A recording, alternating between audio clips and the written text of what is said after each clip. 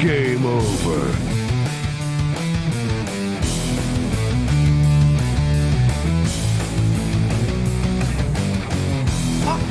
What the fuck? Fuck! Who the fuck is fucking? How did you two fucking fuck? Game over, man. Game over.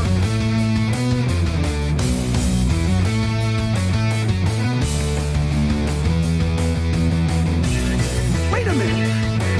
There's things here. There's trees. There's rocks. There's birds. There's squirrels. Come on! We'll bless them all until we get forsaken. Join me!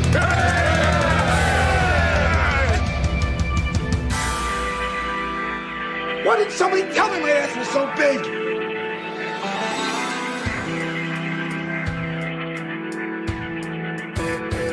Like a midget at a urinal, I was going to have to stay on my toes.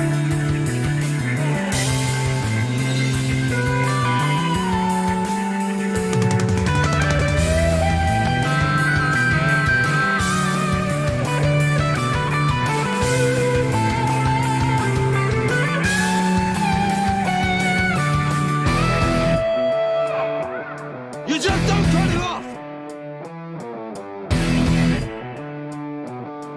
It's over, Jack. You invincible headshot scripted cheater.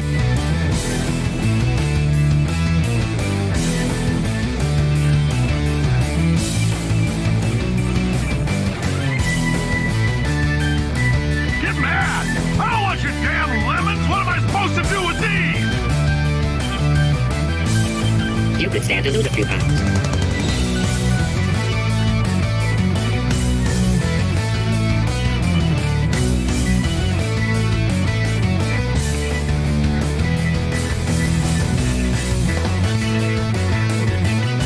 At some point in their lives, 1 in 6 children will be abducted by the Dutch.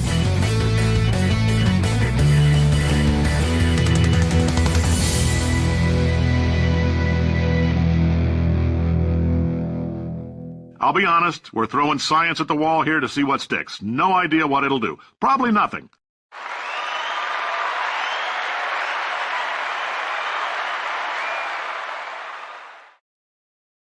Welcome. Oh, InfoWars? Yeah, I'm assuming it's either InfoWars or he forgot an H and meant in hot water. But, I mean, Gino would have just started like an hour ago. So, InfoWars would be my best guess. Yes, welcome, everybody. We're doing a show. We're here. Glad to see everyone already jumping in this early. Excited that you guys are as excited as I am for a show. Always awesome to know we're all just chomping at the bit. It's gonna be a day. That'll be a thing for sure. We've got a lot to do. I didn't even actually load my stories, not because I didn't have time to, but because I'm a fucking horrible procrastinator when it comes to listening to music when the show's about to start and I'm listening to music to get... That's how I get in my rhythm. Like, music helps get me in... Dancing cat. Thank you, Wilmer, for the sticker. Let's check where we're at on the sticker party. Holy shit, we're 200 bits away. I'll leave that up.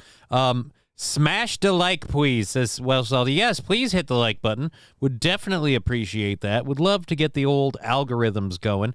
Though I don't know if YouTube will really want to promote us. If people like directly, if not just like an algorithm, but if like people directly watch Aaron, then I'm fucked. Like, because by association, like, oh, screw that guy. But otherwise, it'll be okay.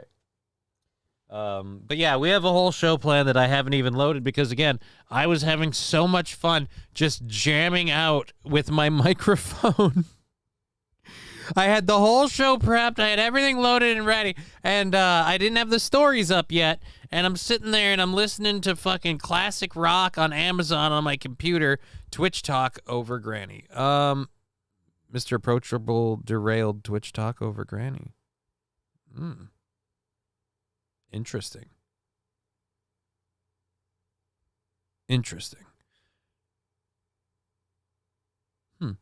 But yes, as I was saying, Llama?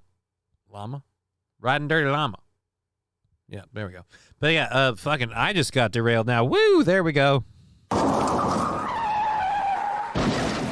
yeah, I, like I said, I had the show ready to go, and I was just rocking out to the fucking classic hits, and I completely lost track of time because I was too busy living my life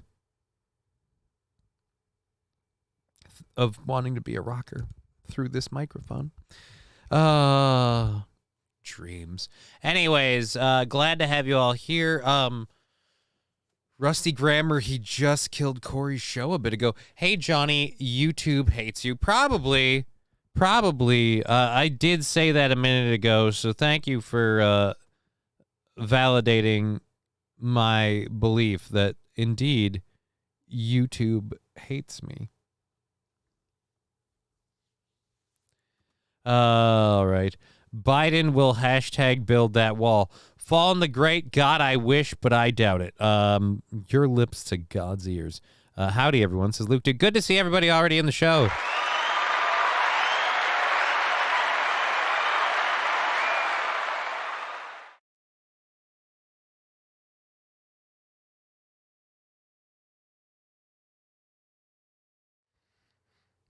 Someone did something very, very nice, and they came through and they vacuumed, because I have cats and they have a tendency to drag themselves along the carpet and leave hairballs. But every time they do that, it kicks a lot of the dander up in the air. And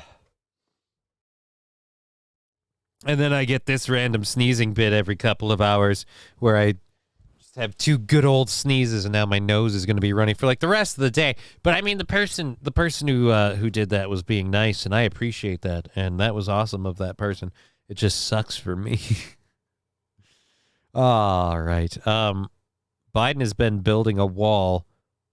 Biden is building a wall announced today. What? I don't know about it. I was gathering a whole bunch of other stuff. I missed this. I'm amazed this wasn't in any of the stuff. Biden building a wall. Let's look into this. Biden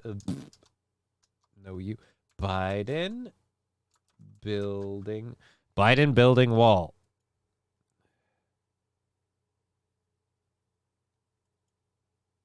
Oh, this is from 2 hours ago.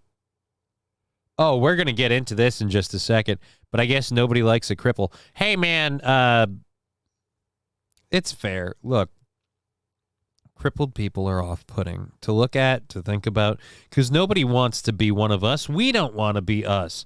Like, just think about that for a second. Anyone who's out there to get on you about crippled people, I want to tell you right now, like, hey, you don't want to be one, right? Nobody's volunteering. Actually, let me correct that. No sane person is volunteering to be a cripple. Only crazy people volunteer to be a cripple. They have a psychological disorder or disease, whatever you want to call it. It's called body dysmorphia, and it's really effed up, which is why the whole gender swapping movement is weird to me, because in any other situation, that would be called body dysmorphia. But again, I'm not saying that people who wish to do that have maybe issues, but I'm saying in any other circumstance, if it was like, hey man, I want to swap my arms with my feet, that would be body dysmorphia.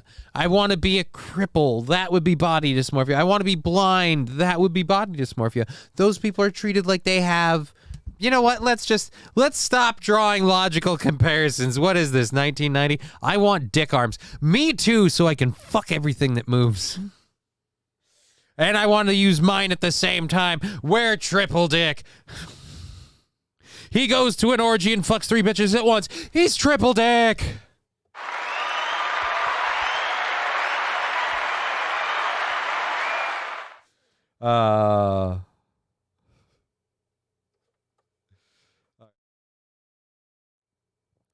I want robot legs. Dude, me too, Luke Duke. I want robot legs really, really bad. And then I want to do kickboxing against Andrew Tate. Kelly Nielsen, we may have MS, but MS doesn't have us. Yeah, I'd say that. But not for lack of trying.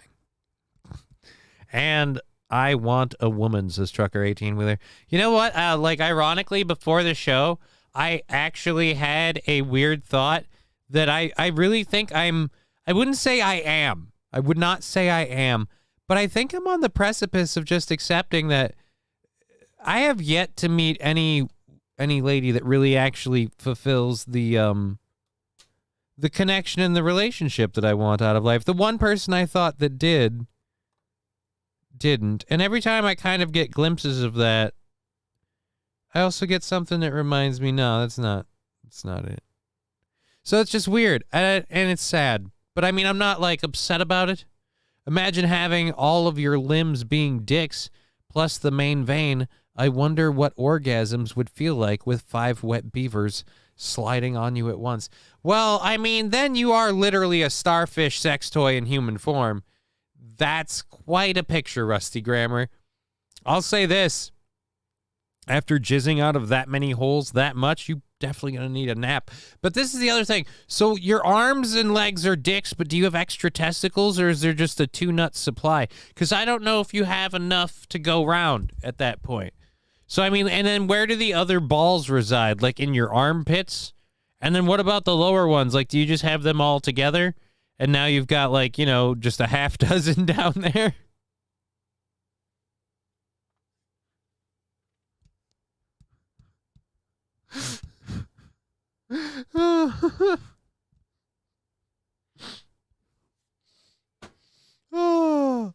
Armpits and the back of your knee, I suppose. Rusty Grammar, that's a lot of vulnerable spots on the human body.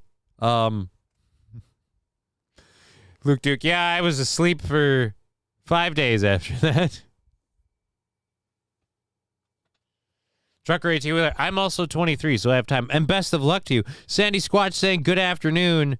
And weird mental imagery, no doubt. Knee pits, says Riding Dirty Llama. Again, just wow. I'd like to commend you for... I absolutely have no idea how we achieved the... And that's a good way to put it, Joe Berger. 5-dick conversation. 13 minutes in.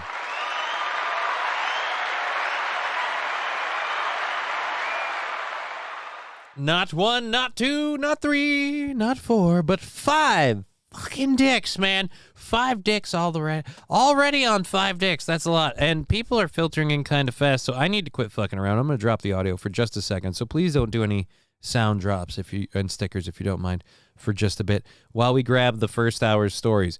We're going to catch up on this Biden wall thing first, and then after that, we've got a person who did a Costco before and after, provided it doesn't provided this makes it loaded. Yeah, there we go. I knew it. So we have a before and after thing with Costco. We've got some sad news about chicken. I hope you're not a fan of chicken, because it ain't gonna be cheap. A person in a ladies' job fair did something interesting. We're going to catch up with Travis Kelce's relationship with Taylor Swift and how that affects the White House. A ship named Climate Justice is carrying a very ironic load. Yes. Oh, somebody's going. And we're good.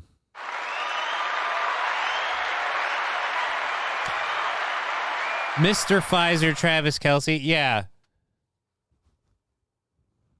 Trucker 18-wheeler now over on Rumble. Johnny is already on 5 dicks. Yes, we're already on to 5 dicks.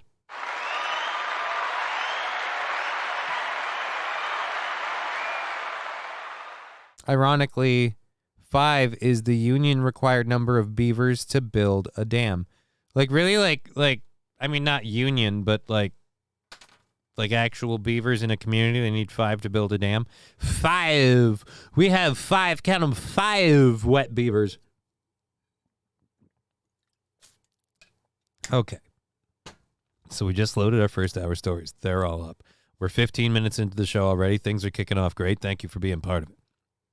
And we have this Biden administration building a wall thing, which I am definitely going to be excited to make fun of. Westonian saying he's a complete dick at Rusty Grammar. Who's a complete dick? I used to like Travis Kelce a few years ago, but now I think he's a colossal. Oh, Travis Kelce is a complete dick. I would probably say complete idiot. Idiot, dick, same thing. Just one of them has an ego. All right, so I suppose you can be a dick idiot, or you could just be a dick. Like, you could be smart and be a dick. You don't have to be an idiot. And yeah, I suppose. Whatever. Now I'm the dick. Anyways, before we get into the Travis Kelce stuff, which is funny, the biggest thing for me on that, I'll cut to a little bit to the quick here, previewing it, is the I want to play a game. the Halloween stickers are not going to be a problem whatsoever. Why do you have nightmares, Johnny? No fucking nightmares. No, what do you mean? And I love Saw. That's the worst part. And that little puppet going off back there. Thank God the chat's in the way, or that would F me up just a touch. Actually, hold on. If I move the stickers above the chat box. Oh! The stickers now land on the chat box, and they can cover the... All right, now we have a sticker party, because Fettuccine El Poo-Poo went in there. So if you go up in the corner and click the sticker thing, if you've ever done it, they're all free for a limited amount of time. And you can do whichever stickers you like. They don't drop the sound drops, but they'll put them on the screen, and if they get queued in the time that they're free, they have to show up. So we can stack this thing to run for a little bit. There's a lot of Texas Chainsaw Massacre coming in here. The Jesuses are gathering. Are they forming an army? Is there like a battle between Jesus and the guy from the Texas Chainsaw Massacre? Oh, we've now got Pickle Dicks in there. Is that White Jesus? No, that is Buddy Jesus, Chevrolet JB. That is Buddy Jesus. The irony of angry beavers being named Norbert and Daggett. Or in Daggett. I don't know any angry beavers. I want to hear about the bridges that Biden is going to build to safely cross the Rio Grande. I don't know anything about bridges. I know he's building a wall. We're going to get into that in a minute as soon as the stickers are weirdly clustering. I don't know if it's an algorithm thing or what, but we've got like a lot of... I got a fever. Oh, there we go. Someone just paid for one of them.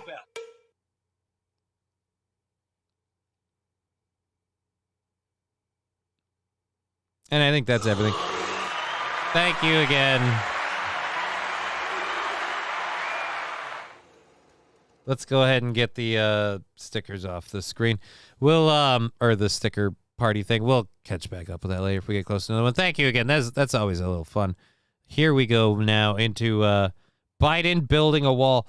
This is hilarious. Wasn't that why Trump was a big racist and meanie head, and we had to do everything we could to stop it, and anyone who did anything to build any sort of a wall was breaking the law and the government. Remember the guy from Arizona? He got in trouble. All right. I got a border emergency in the South, but for an entirely different reason. Take it away, Toots. A dramatic reversal in the battle over the southern border. The Biden administration is pushing through a plan to add to a border wall in southern Texas due to a surge in illegal crossings. The White House is waiving more than 24 federal laws to do so. NBC.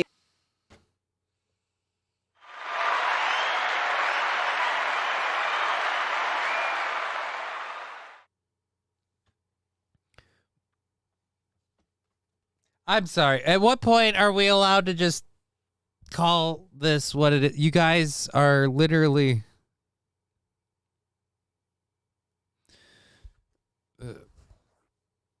need more cowbell. Chainsaw chopping blood spatter sounds. Rabon saying no beavers, question mark. I don't have any beaver stickers, not yet anyways. And also, hey, how you doing? I don't have any beaver stickers yet. Just because I don't know, that's, but I guess something we should work on. Thank you for bringing that to my attention. I will work on that. Alrighty, so again, the southern border, Anyone who did anything to lock it up was horrible before. This page, the stickers are below the chat box here too. So I got to do it this way as well. There we go. All right. There's the new 4, says Labglass. Well, the new 4 are provided by the app, and I imagine they're holiday things and they're limited. Rabin says, and no Mickey Myers stickers. If you mean Mickey Mouse, there won't be any Mickey Mouse stickers because I don't want to get in trouble. So that would definitely get me in trouble. I gotta be careful. Right now I'm too small for anyone to notice, and I'm just avoid doing anything dumb later too. You drum.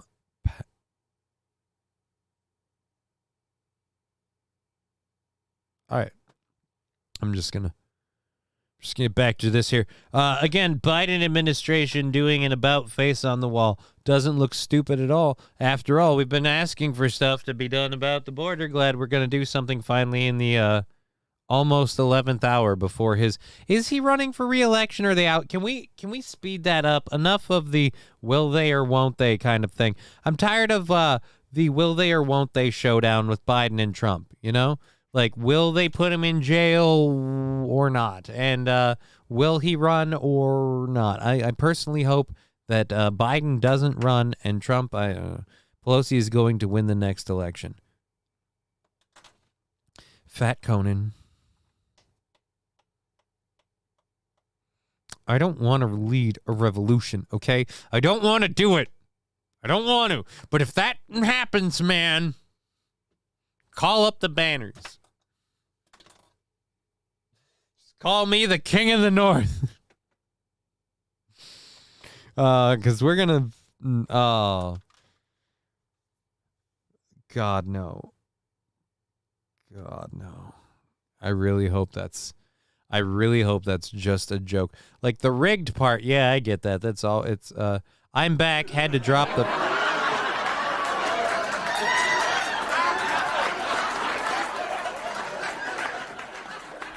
Had to drop the Cosbys off at the pool, says Mikey Two Milks. Weird. I thought that show was canceled.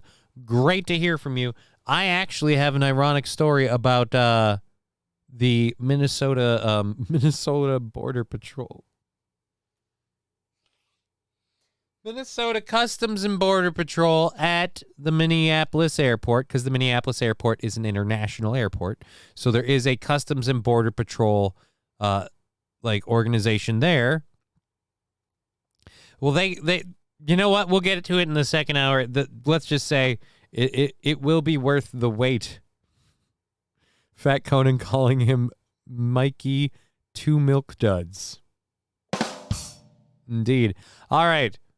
So, Sotel, Rabin. What saying Sotel? No, what? You mean the Border Patrol story? No. We'll get to it in time. I structure these things, damn it. We're going to do this story right now. I didn't even plan this one, by the way. This was brought to me by somebody, because this was like breaking 2 hours ago, which means I was already mostly... Whatever. The Crip of the North. There we go. He's only doing it because of the election. Absolutely. Like I said, waiting until the almost literal 11th hour of his electoral cycle to do something about the border. News White House correspondent Ali Rafa joins us now from Washington, D.C. with the latest. So, Ali, good to see you. This is a big reversal from the White House's past statements and stance. What do we know about this wall right now? Yes, and Clay, well, the White House is pushing back on the idea that this building of 17 miles of border wall in South Texas is being done because of pressure from even Republicans and even members of the president's own party. They're saying that this was announced back in June, that the Department of Homeland Security's waiving of 26 environmental federal protection laws to be able to speed this up is actually tied to a requirement to be done by the end of the fiscal year. And the president himself even defended this during a meeting in the Oval Office earlier. Take a listen. Border wall, the money was appropriated for the border wall. I tried to get them to reappropriate, to redirect that money. They didn't. They wouldn't. And in the meantime, there's nothing under the law other than they have to use the money for what it was appropriated. I can't stop that. Do you believe the border wall? I gotta rewind that a minute. That doesn't really make sense. I also have a question. He just doesn't look healthy, right? Saint Caesar saying, "Hey Johnny, how's it going?" Weird start to the day. Fat Conan saying, "English, mother, do you speak it?" That's what I'm saying too. It doesn't seem like English. Well, there is a northern and southern border. Restricting Canadians is worth doing STH about the border. I don't know what I'm talking about. In their wicked mind. He looks healthy for 81 years old. I mean, I don't know, man. That didn't even... Border money was appropriate.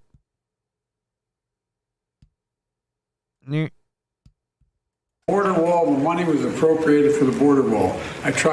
Border wall money was appropriated for the border wall. To get them to reappropriate, to redirect that money.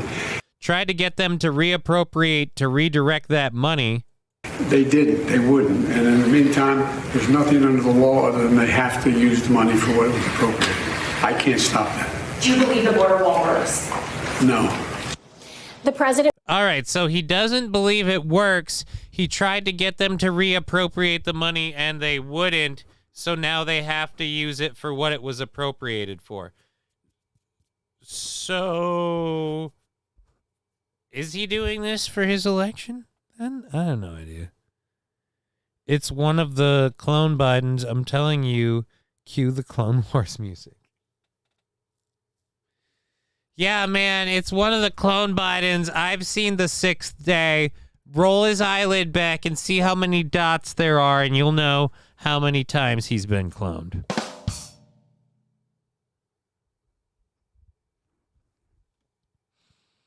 What's going on with my phone? All right. Okay, so a lot of alerts about stuff that's not really important right now. Kind of have a show going on. All right, thank you. So, might I ask STH Feinstein 200K per year made about 160 million in real estate only.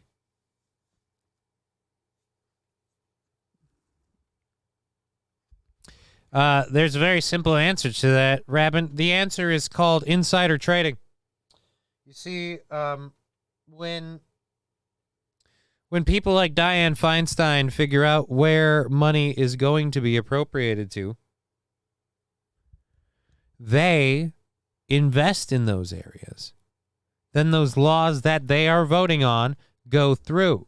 Those companies benefit from those laws, and as those companies profit and prosper, their stock values go up, and that stock becomes worth more money. And then the people who own said stock get an increase in value. It's really weird. It's kind of something that's incredibly illegal for any of us to do. Shouldn't this be illegal? Oh, no. It is illegal.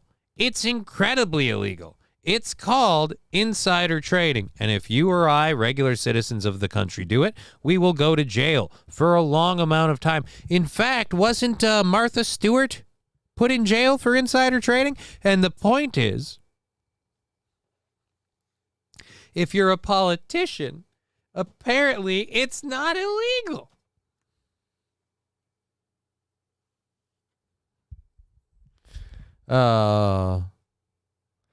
But why are they allowed to do so? Because when you make the laws, apparently you can make laws that say you also don't have to be held accountable to them. So it's kind of bullshit. The president of Sega was, I believe, also. What?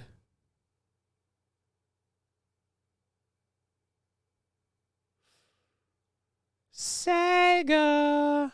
referring to funds that were allocated by Congress in 2019 for this purpose to be able to build more border wall, and saying he wasn't able to get those funds reallocated.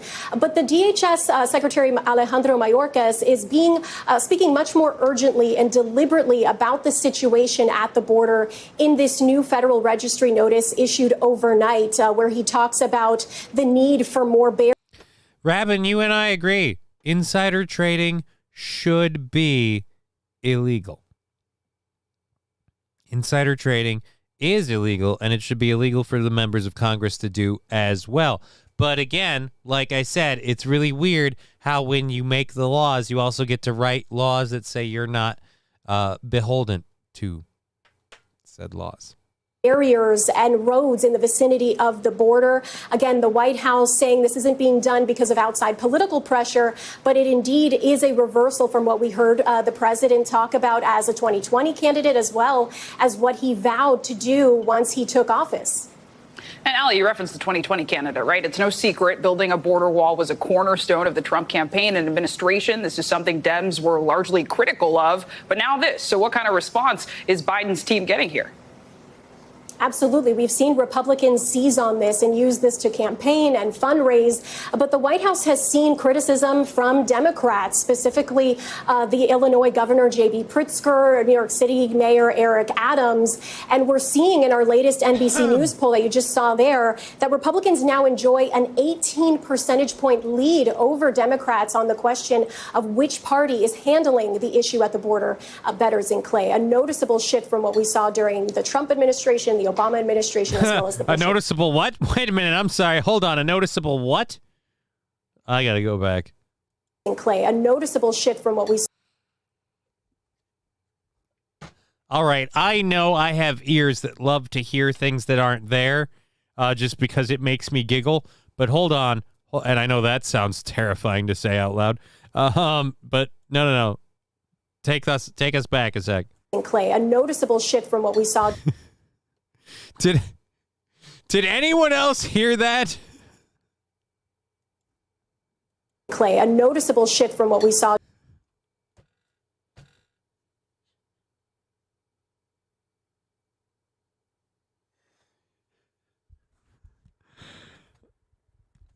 Just 25% for the IRS. I have no idea. Kamala never did go to the border. That was her main job, right? Yeah, I heard it. Not even drug dealers do this. Yep, I just, wait now. The people that had an issue with immigrants coming to their towns are critical of the wall.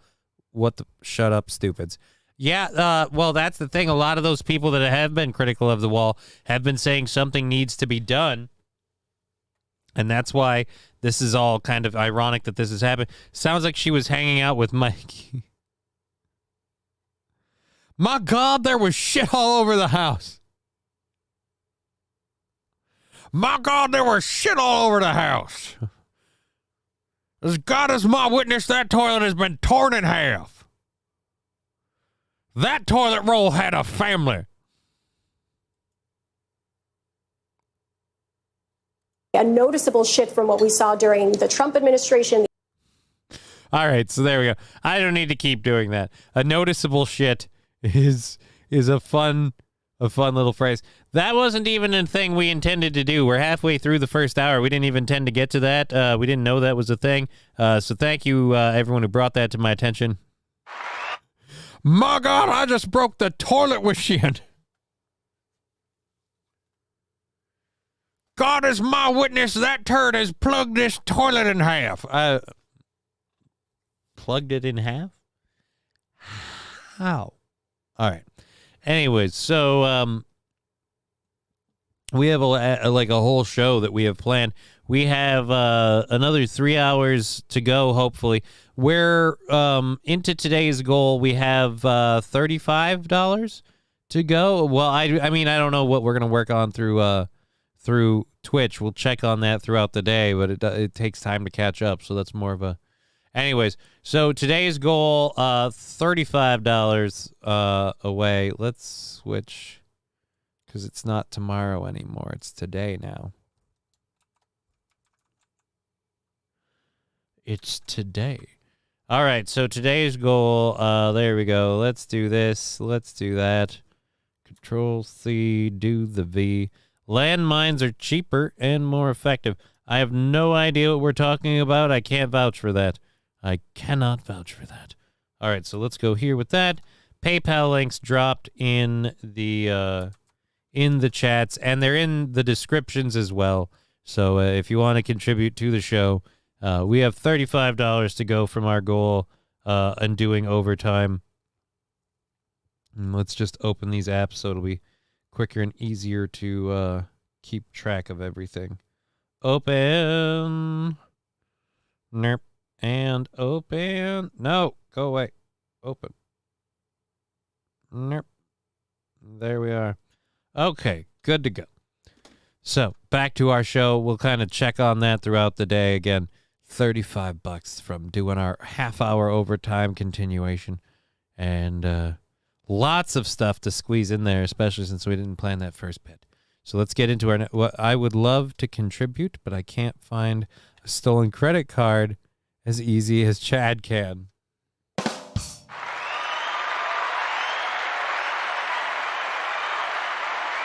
Didn't he get that at like a gym or something? Which to me seems that's the weird part to me. Like, wait a minute, you were working out? Like, no offense, man. I had like whatever. You were literally working out? I wish our border wall looked like the Korean DMZ. I wish Aaron would get a green screen. Your background always relaxes me, says Chevy JB. I've offered Aaron because someone was really like super duper awesome and gifted me a green screen, my original one. But my original green screen that I had wouldn't work with the egg chair, and it didn't really fit with the spacing. You need to be up closer to it and whatever. With the way Aaron does his show anyway, that screen would be fine. But, whatever. I don't know. You take EBT, says Joe Berger. God, I wish. I went shopping at Walmart today, and I couldn't stop hearing the Walmart is racist lady at the checkout. Like, I'm sitting there at the checkout, and all I hear in my head is, Walmart is racist! Just going off. It could not stop replaying in my head. It was driving me nuts. Driving me effing nuts. I had friends that served in the South Korean Army. Had a friend that served in the South Korean Army. He hated it. Looking at mindless minefields. You mean mindless minefields? For 2 whole years as a draftee. Sorry to hear about that. Suppose there's worse things. I had a friend once, and then he said, I don't like you anymore. All right, so let's move on to our next thing here. Speaking of, because I was at Walmart, speaking of like shopping and stuff, we have a dude who apparently has put together a little kind of then and now thing, and then he posted it on the Twitter. I refuse to call it X. I will continue to call it Twitter. I will say he tweeted. I will say he tweeted on Twitter because Twitter is the name of the platform, and this whole X thing sounds stupid. So boom on Twitter. So I'm walking around Costco here, and I'm noticing these prices. For example, these madras lentils, $15.99. I bought those a year ago for $6.99. I keep getting told that we got, 6-7% inflation. You gotta be kidding me. Let's look at what else we got going on here. We literally bought this chicken broth, $5.69, 2 months ago.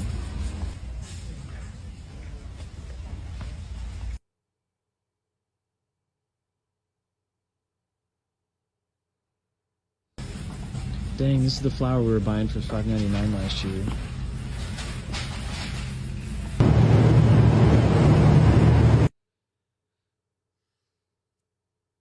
So I'm walking around Costco here, and I'm noticing these prices.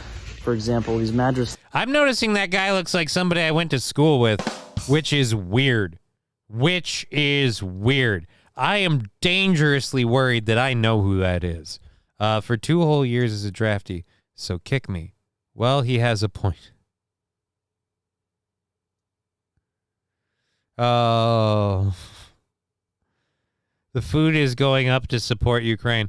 The food is going up. He uploaded an X video. Who uploaded an X video? Oh, you're saying I get it now. Yeah, I don't care why the food is going up. The idea, though, is that, again, they're saying it's 7% inflation, and it's like, nah, that is woefully underestimating. And the prices going up like they are is, again, affecting everybody all over the spectrum. Like, I mean, even if you're wealthier, it's still affecting you. You might not notice the effect as much. You might be able to absorb it more. But it just... the fact that the people in the government can't acknowledge it, although I shouldn't be surprised, they also keep going after Trump and don't realize everything about Biden. 7% each month. Oh, there we go. Toastmaster correcting us. It was 7% each month. It was continual.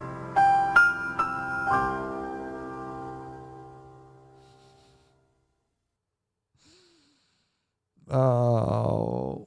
So, yeah, if you didn't need any bad news, I give you that. How fast is rush order teas?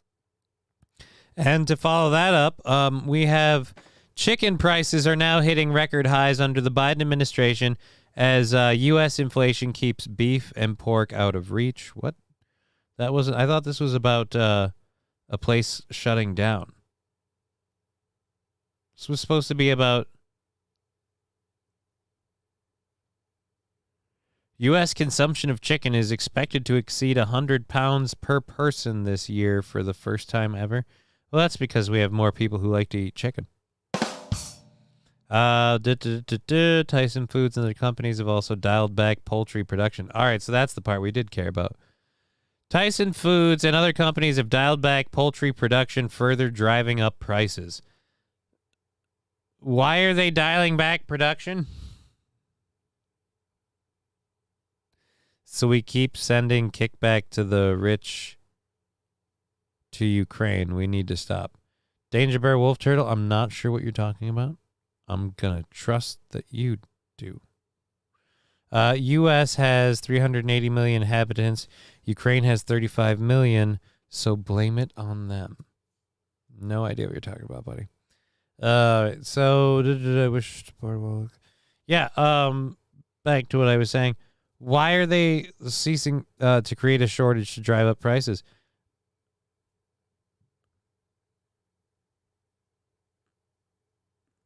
Yeah, the shortage to drive up prices part I totally get.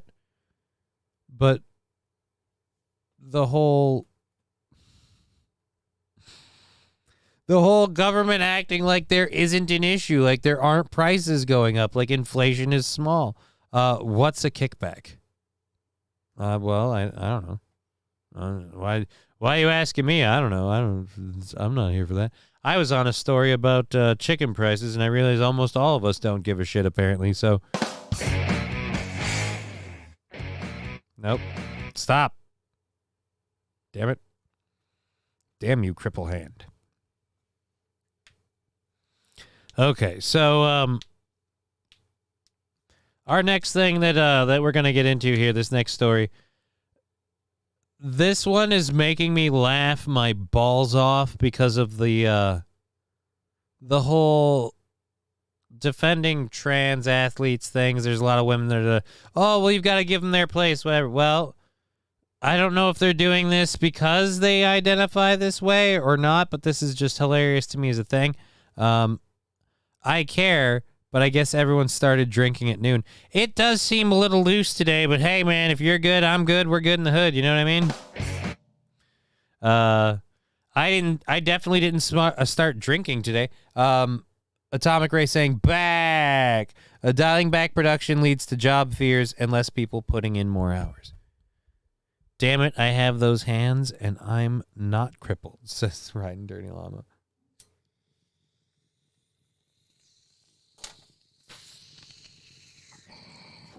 Well, I am. Anyways. So, overall, though, like I said, the company's dialing back production, things being worse in that regard, just, again, makes me wonder why our government can't just acknowledge that, oh, yeah, there's definitely huge inflation. 33 trillion debts, that's why there is inflation. Oh, you mean, you're saying, I've heard it said another way. Boy, are we in debt. So yeah, it's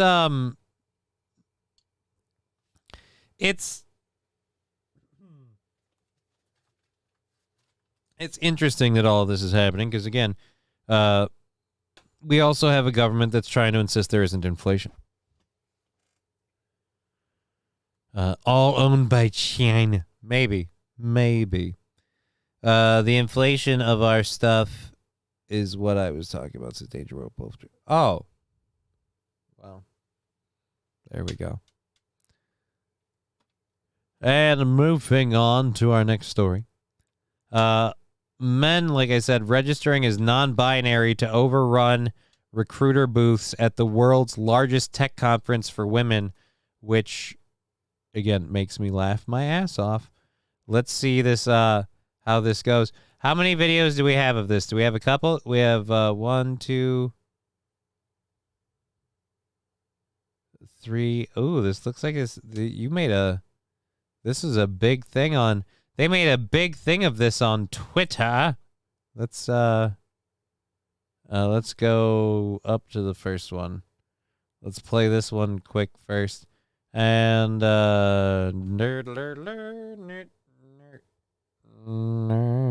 Career conference for females in tech was taken over by male attendees. They were there just purely for the career fair. Social media clip. Grace Hopper, the world's largest gathering of women technologists, show men standing in line to meet with recruiters. This is a space for women in tech.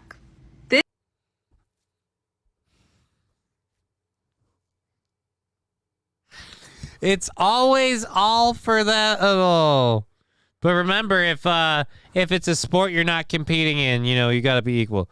But these just stats, we only need to print more dollars. Yeah, that's worked great so far. This is one of those few limited resources that isn't for you. It's for us. Some of the male attendees reportedly lied about being non-binary just to get in.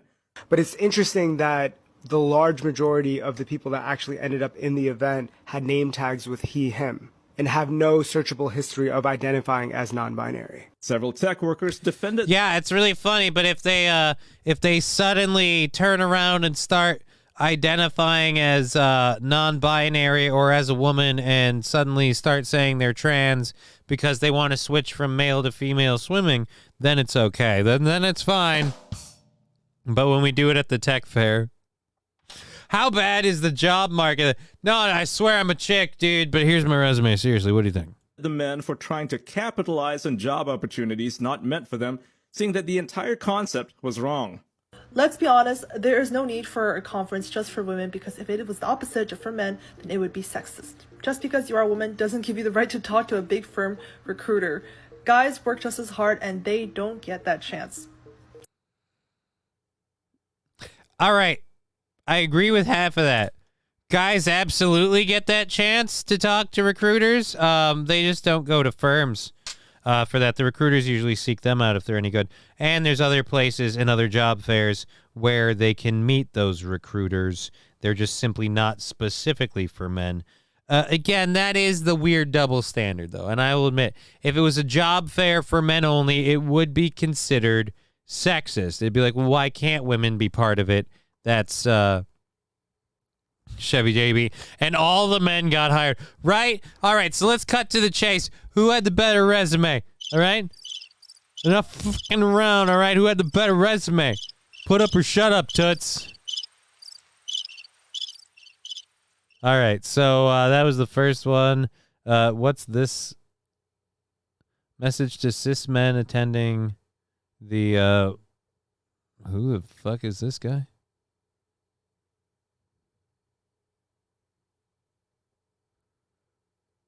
What is it? Yesterday, it became clear that there are a far greater number of cisgender men attending than we had anticipated.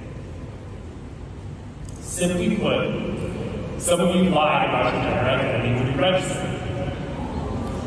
And as evidenced by the stacks and stacks of resumes you were passing out, you did so because you thought that you could come here and take space to try to get a job. We need male allies. We need men who want to celebrate women. I do want to celebrate women. I just think the best way to celebrate women is with them naked, all right? That's all. I think if you're going to celebrate women, you need them jumping out of cakes. How do you get to celebrate women without, hey, fanfare, pop, boom, hey, there you go. We can't celebrate them unless they're in a Cheer birthday 100. suit. Thank you for the 100 bits.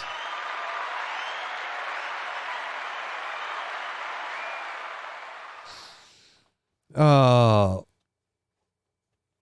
Thank you very much, Balls Deep, for the 100 bits. And I appreciate that very much. The show goal is somewhere around Hello, motherfucker. Thank you very much, dear Butch, for the 100 bits. Somewhere around $35. We'll see where that lands.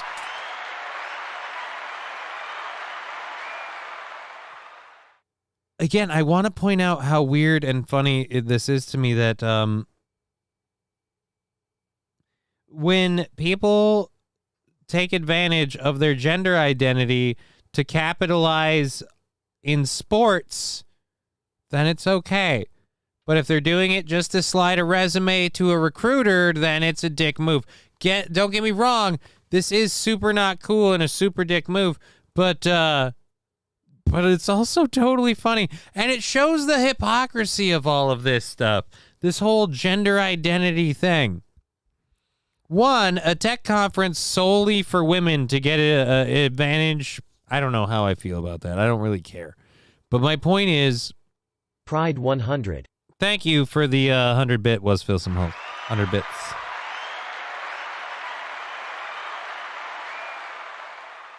We need allies.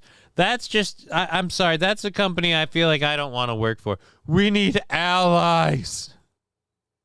Because we're in the trenches. Want to work with and for women.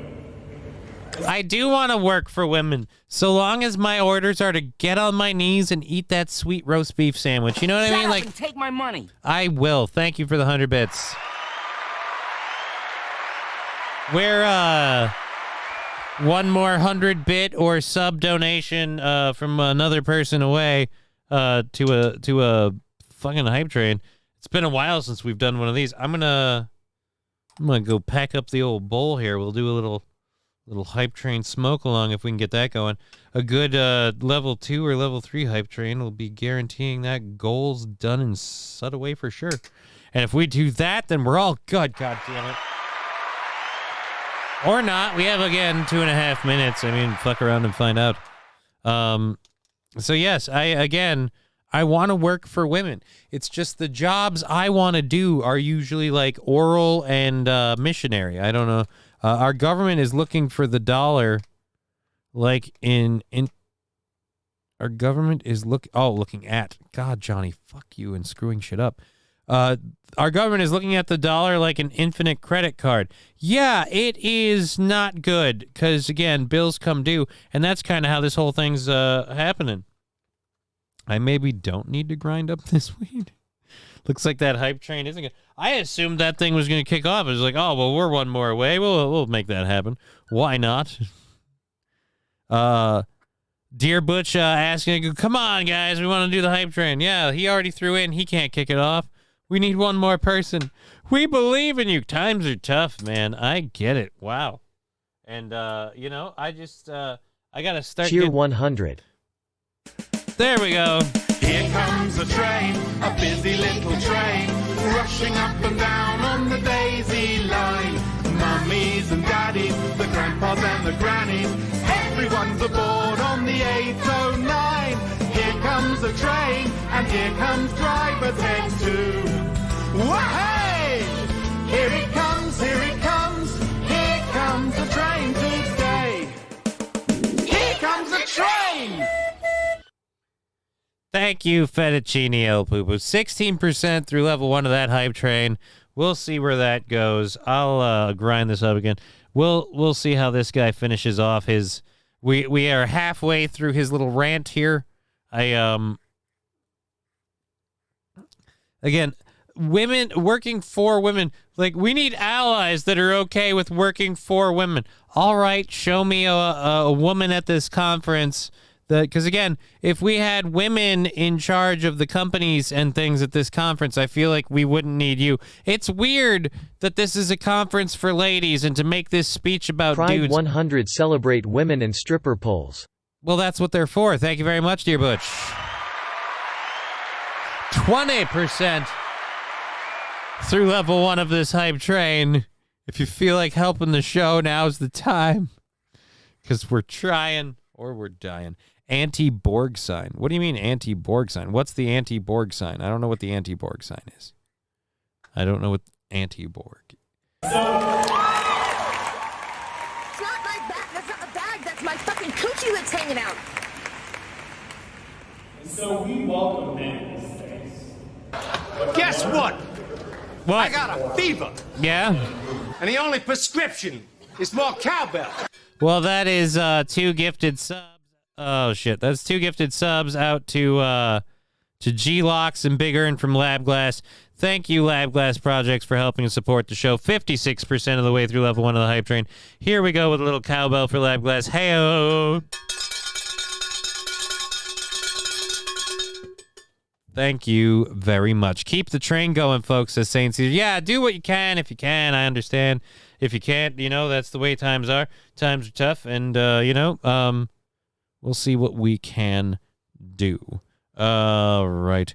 So, I don't know. Are we done with this guy? I feel like this one's kind of coming to a close. Are you gonna make a big point? We get it. You want people who are cool with working for women.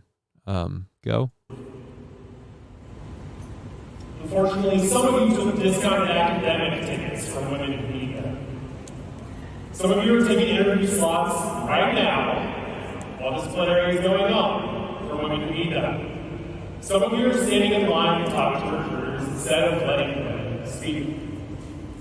All of those are limited resources to which you have. You want to see my cracker? Oh, let's clap to this guy. All of those are limited sources for which you have available access. Again, maybe you do, maybe you don't. Thank you. Who dropped that in? I don't remember. Dear Butch. Why? Nope, not yet. Rabin, I don't know what you're talking about, but okay. So yes, thank you very much, Dear Butch, with that. Lucky Train, says Trucker 18 with her. Yeah, we'll see if we can keep that hype train going. 58%. We're very close. We're halfway through level 1, level 2. We have a minute left. It's looking like it's going to die on the vine. That is rough. That is rough for our future. I already have discussed with I guess we say roommate. That's the term we should use. My roommate today about this guy is a ally. He sits down to pee. Well, I mean, he also does that because he doesn't want to pull his balls. Guess what? I got a fever. And the only prescription is more cowbell. Alrighty, so thank you very, very much, Dear Butch, for the 2 gifted subscriptions going out to 4 Aces, Skin High, and 4 Aces Skin. I getcha. And What's His Nuts, both getting a subscription. We're into level 2 and 313 points from Balls Deep. Thank you very much. Cowbell coming in for one, Dear Butch. Here we go. Heyo. Thank you very, very much for that. We appreciate it. Level 2, 1%. 4 minutes to go. Oh yeah, we already covered. He sits down to pee. Like I said, he sits down to pee because he doesn't want to pull something, let alone his dick. So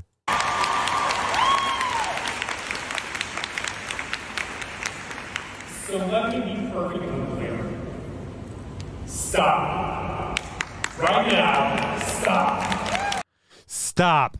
Yeah, make that speech at a fucking swim meet or at a competition of any sort, and let's hear the applause line.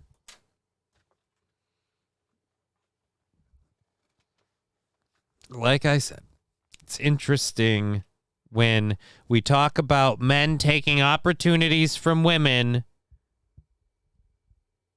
in places like the career field. Rail is better than aim point. I'm gonna have to say I have no idea what you're talking about. We have, again, 3 minutes to go in this hype train. 1% in. Is that where we'll end? I don't know. Let's pop back over here. This kind of seems, again, we kind of covered everything on this. It's a women's expo. Lots of dudes hitting it with the recruiters and stuff. And everybody's apparently, anti-Borg was maybe the poster. That was what he's talking about. No, anti-b.org. I don't know what. But yeah, so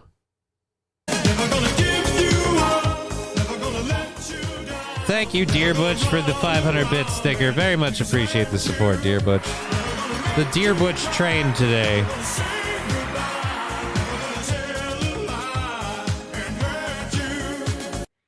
And we're one level in, so I'm gonna go ahead and just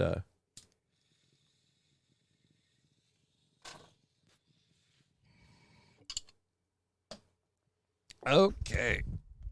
So Twitch is recommending me transphobic streams now. No, I'm not transphobic. I'm not afraid of trans people at all. I just think if you have an unfair advantage, you should admit you have an unfair advantage.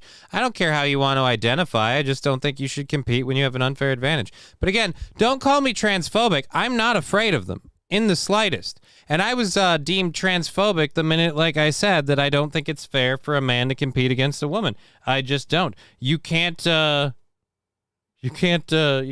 Oh, also, I don't know if you know this or not, but as someone who deals with being handicapped, I've met people with body dysmorphia who wish to be handicapped, and those people are again not hailed as people trying to live their true identity. So, but again, whatever. It's recommending transphobic streams to me. Let me explain something to you. If it's that easy to be viewed transphobic, most of the world is apparently transphobic. Because again, you live in a bubble where just simply not having someone agree with you is transphobic. I'll let the report system do its job. Okay. Heard that one before. The report system. He's spreading hate speech because he thinks that it's not fair for men to compete against women. And then when he points out that women and everyone is rallying to say how it's not fair, men taking their spots at a job fair and go, now put that in the light of sports. He's so transphobic. Let me give you a spoiler alert on what your report is going to do. An asshole has entered the chat. An asshole? No. They're not an asshole, Dear Butch. They're an idiot. They came in. Why are you calling trans women men? Let's see. Because if you don't have female DNA, no matter what you do on the outside, you're still not a woman. All right? You can't have kids.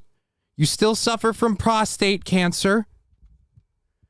You can't do things that actual women do. You still have more testosterone in your system. You still have a bone structure built to handle muscle, built to handle things. You're usually bigger, taller. There's lots of advantages you have. Hell, you want to cut it down just to a beauty pageant. If you were a man who decided to be a woman and you wanted to go into a beauty pageant, you had to go through a whole lot of cosmetic surgery. Things that as a woman, a natural-born woman, make you disqualified for when participating in a beauty pageant. It's really, really weird how all of the trans women always get to bend the rules so it's in their favor, but we don't get to call that men stealing a woman's spot because, again, they say they're women. That's what these guys did, and it was a horrible crime. Again, I'm not saying that these guys were right. I'm saying if these guys are wrong, all I'm saying is put that same spot and put it on sports. That's all I'm saying. You can identify as however you want. You want to call me phobic, go ahead. I'm not afraid of you. I was declared phobic the minute I decided not to go along with the movement, the way everyone is. So go ahead, call me transphobic. I've endured it. Enjoy losing your stream, douche. Heard that threat before. It's been 2 years. We'll see where that happens. By the way, thank you for watching on Twitch, YouTube, and Rumble. We're doing great. Oh, bye. You banned him? Oh, don't ban him. Balls deep. I mean, I'm not going to unban him or anything. I don't give a shit. I love that. Enjoy losing your stream. I'm exercising an opinion. I don't think anyone's afraid of trans people, but that's what phobia means. When someone says you're transphobic, they mean you're afraid of trans people. That's what transphobic is. If you look at the actual scientific definition of phobia, arachnophobia, a fear of spiders. So by definition, transphobia or transphobic means you have a fear of trans people. I'm not afraid of them at all. I just think that in any professional sport, it's cheating. That's all. All I'm saying. Apparently that makes me phobic. All right, fine. I'm transphobic for saying that it's cheating when trans women compete in against women in sports. Nice shirt, Johnny, says Dear Butch. Indeed, Dear Butch, loving the deer stock Dear Butch shirt. I just did laundry and I grabbed it first thing. Today. I wanted to do the Dear Butch shirt. I think I wore it on Sunday. I don't like or can't stand mustard, so I guess I'm mustard phobic. I mean, technically, no, you're not mustard phobic. Technically, you just don't like mustard. Mustard phobic, again, would mean you have a fear of mustard. It scares you. It makes you... And again, I'm not afraid of trans people. I don't care. If a man wants to identify as a woman, I don't give a shit. I simply won't participate in the delusion that that makes you a woman. No, that means you identify as one. But you still have the makeup of a man, regardless of how you've sculpted it. I refuse to simply say you are a woman. And I actually have a clip later of a trans person saying the stupid argument about, like, are we women or aren't we? It's like, all right, fine. Simple. No, you're not. No, you're not. If you want to boil it down to are you women or aren't you? No, you're not. And that doesn't make me transphobic.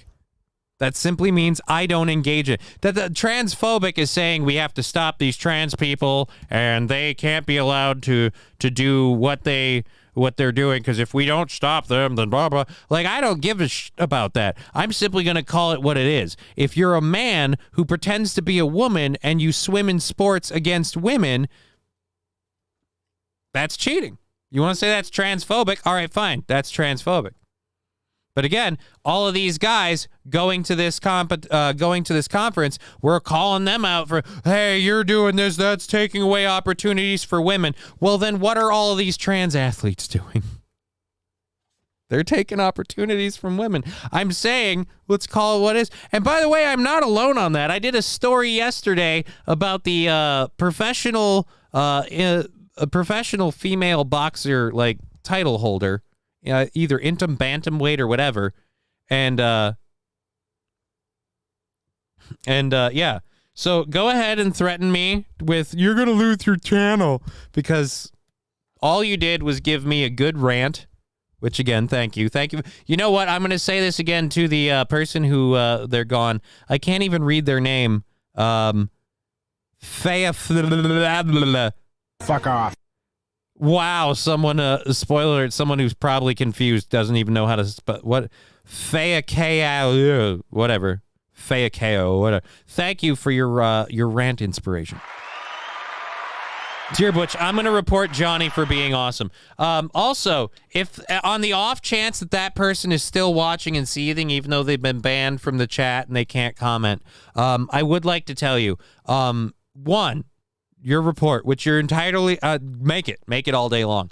It's not going to do anything because, again, what I said was an opinion. It's an opinion shared by people. 2, on the off chance, crazy off chance that it does somehow get me banned. We're on multiple platforms, so we're fine. Everybody will just move over to the other one. It'll really suck, and life will continue. But again, feel free to... That's another thing, too. So wait a minute. So anyone who blows smoke up your ass, they're allowed to exist. But if a channel says stuff that you don't agree with, that channel can't exist. See, I'm sure that person... Sure, that person is a solid hate on for me. And if they are on the off chance still watching, I'd like to point out, I get pointed out clips numerous times about channels and people who are LGBT and all that stuff. And people are like, this guy's cringe and he says something. I'm like, I don't want to go at that stuff. That's a channel I wouldn't watch. I'm not going to just rip on it to rip on it. It has to come to me the right way. I have to have the right feeling on it. I know, PKXO. All right, PKXO.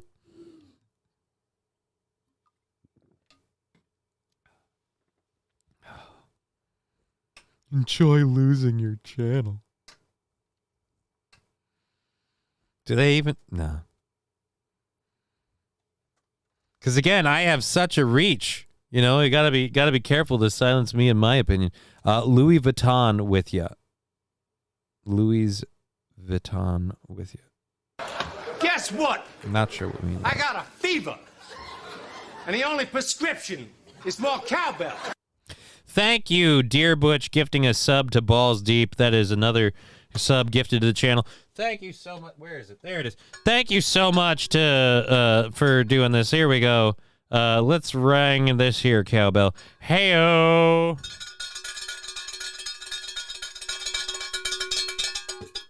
Thank you very, very much. Because he's banned from the Gucci store. Again, Ride Nerdy Llama, I'm sure that's a very funny joke. I didn't get it. I'm dumb. But apparently I'm also, again, transphobic. That's, again, that's my new thing. I'm glad I came up with that earlier. I'm not phobic. I'm not afraid of them at all. I'm not afraid of trans people. I just think trans athletes are cheating. Trans athletes are cheating. And I think I've done way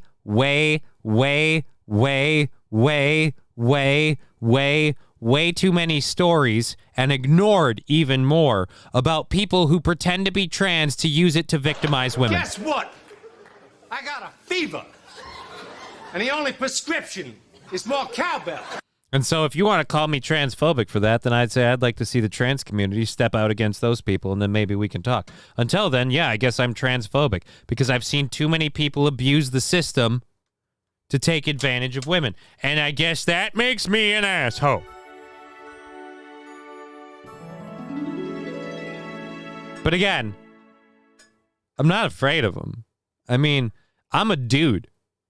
I'll take on any trans lady. Because that's a dude who says he's not a dude.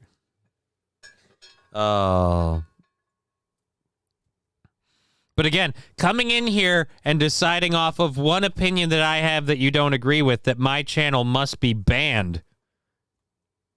That doesn't reek of mental instability at all. Again, thank you, PKO, so much. This rant has gone on even longer than I thought it would. This is awesome. I'm actually, you know what? I normally only ring the bell was I supposed to ring it for Balls Deep? I don't know. But I normally only ring the bell for subscriptions. If this is for Balls Deep too, then cool. But either way, I'm ringing the cowbell for PKO. Because again, thank you. That was beautiful. I still have a whole shit ton of stuff to get to. This is great. All right, so moving over to our next story. Here we go. Police arrested. Okay, so catching up on that story from yesterday. No, S off. Getting a home improvement loan at a bank? Catching up on the story from yesterday, we covered...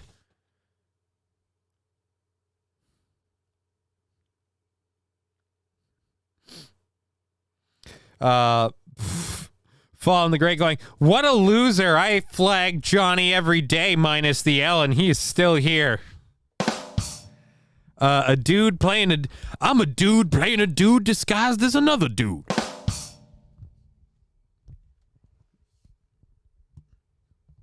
Do you think trans women, you're not admitted, you're saying they're not women. Yes, I'm saying they're not women. I'm saying they identify as women. I can identify as a black man. Does that change my skin color? No. If I color my face in shoe polish and I color my skin, that makes me insensitive and stealing. So again, how is it wrong to say that person is insensitive and they're stealing another gender's identity? And if you question them on any of this, they flip out on you in a way that totally screams of mental stability. So, again, and I've got another video of that. Oh, my God. Oh, I'm getting ahead of my... I wish we hadn't banned PKO. I'm feeling ready to go. All right, anyways. So, let's catch up on this quick. So...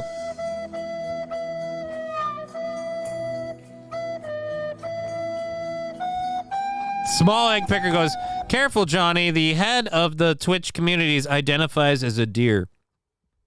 That's all right. I identify as the hunter from Bambi. Oh, but again, thank you, very Small Egg Picker. Johnny loves flags. I do. I think flags are awesome. I think everyone should have their own flag. I just, again, think... Just think, your flag shouldn't have a biological advantage over other flags because you suddenly changed your color. All right? That's all I'm saying. That's all I'm saying. I don't go into Hassan Piker's channel and tell him he's stupid. I'm busy elsewhere. I'm only banned from 2 channels, both of which I wasn't even present to witness the banning. Jake and Trans Girl, says Rusty Grammar. Well, Trans Girl went on a hate steel toe rant, so I wouldn't be surprised if even I'm banned from Trans Girl's one. As for Jake, that's another one that, goes flippity flop. Holy shit, Johnny identifies as Elmer Fudd. Oh, you wascally rabbit! I'm a have Hoth and Pfeffer when I catch this. I don't know how to do Elmer Fudd now. I have to work on that. I bet I could if I can remember it. Jesus. But yeah, I guess I kind of do identify as Elmer Fudd. But no, my point is, again, it's not transphobic to say that trans women have an advantage over biological women in sports, and that I'm against that. That's not transphobic. Transphobic is saying trans people shouldn't be allowed to exist, and nobody's saying that. Nobody, myself, nobody is saying trans people shouldn't be allowed to exist. I'm saying you have an unfair advantage in competitive sports, and actually in most competitions when it comes to competing against actual women. And this was, ironically, as I was pointing out, an example of that, where biological men just went in and said, oh, I'm a chick. It's the basic thing of it. If you move it to sports, again, they have a biological advantage, and it's horrible. You're stealing women's opportunities until you decide to, again, do it in a sports arena or in a beauty pageant. That's the one that pisses me off the most. That now that I'm thinking about it, in sports, there's a biological advantage, all right? Do MS trans have a competitive edge over you, Johnny? Joking. Saint Caesar, here's no joke. If you have multiple sclerosis and you're trans, you're asking for a fucking death sentence. You are asking for a death sentence. You want to know why you're asking for a death sentence if you're trans and you have MS? Because your body is a machine that operates in specific ways. And when you start effing with the chemistry to change your gender because it's how you identify, you literally will cause your body to go out of whack. Your immune system and everything else will spike, will malfunction. And if you go as far as having surgeries to remove genitalia or modify your genitalia so you fit within the gender of your identity, your body will respond to those as actual wounds, and you will have MS relapses. You will have increased progression, and it will drive towards death. Like I said, this is why I have my opinions about because I'm actually in a place where I have to actually respond to my body as an actual biological thing. So, dude, the amount of who ask how to clean their on Reddit is too high. And the number of them who have to ask, who demand to be treated like they have a menstrual cycle is too high. This is, again, where I have a problem with it. Because if you are a man who transitioned to a woman, you don't have a menstrual cycle. It's not what you do. That whole cycle comes with an entire set of organs that you don't and never did possess. So it ain't going to happen, no matter how many drugs you take, no matter how many surgeries you go through. But that's something you can't say without being deemed transphobic, which is why I've embraced people saying I'm transphobic. I mean, I'm not. Again, not afraid of them. Don't have a problem with them. I just, again, refuse to ignore reality. And I call it, in competition, it's cheating. Because, again, even in, and this is my last point on it, I really have to move on. Even in quit current daying us, says Mr. Thank you, Mr. Q.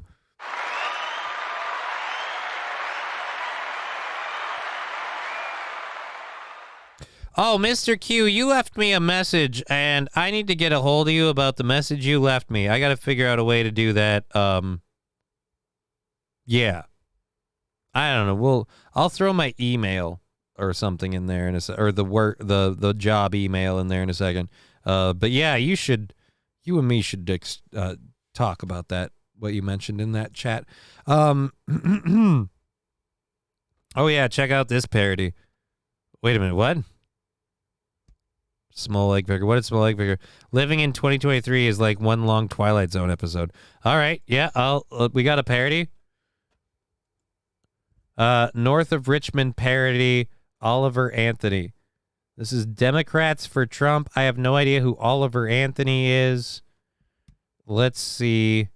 The North of Richmond parody by Oliver Anthony.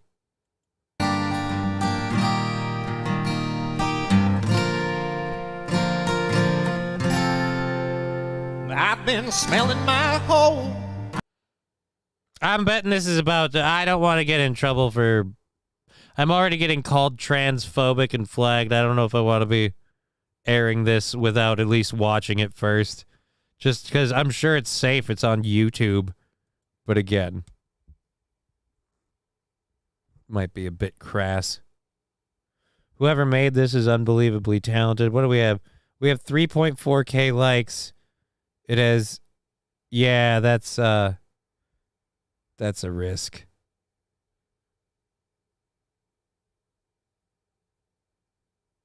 But yeah, I'm not saying anything about it's wrong. I just, that might be funny, but it was referring Small's comment earlier. Small leg figure. The comment about, oh, that one. That might be a bit crass. I thought it was about the Twilight Zone thing, and I was willing to go to that. But yeah, I don't. Like I said, I have my opinions, and I don't disagree with necessarily anything that might be in there. But that doesn't mean I gotta publicize it on my show all the time. Like I said, not afraid of him. Just don't think he should be competing. Don't like unfair advantages. Anyhow, speaking of funny things and was it parodies? There's something that's been circulating on Twitter or X, and it's made its rounds. Not the Bee found it, so I found it through Not the Bee, and I don't know what the heck inspired this person to do it, but it's a documentary series style of Planet Earth about politicians. In the swamps of Washington, D.C., we witness a most peculiar event. A group of tax dollar parasites gathers to discuss funding the lives of the very taxpayer that they rely upon for their existence. Somehow, these parasites cannot agree to give the American people any of the tax money that has been confiscated from them against their will.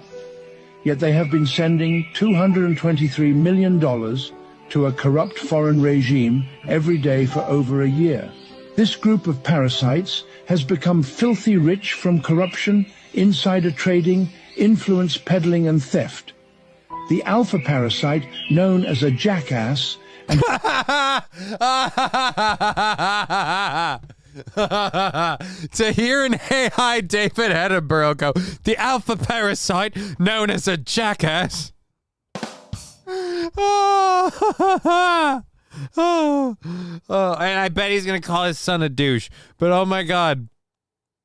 This is the best ever. The alpha parasite known as a jackass. Oh.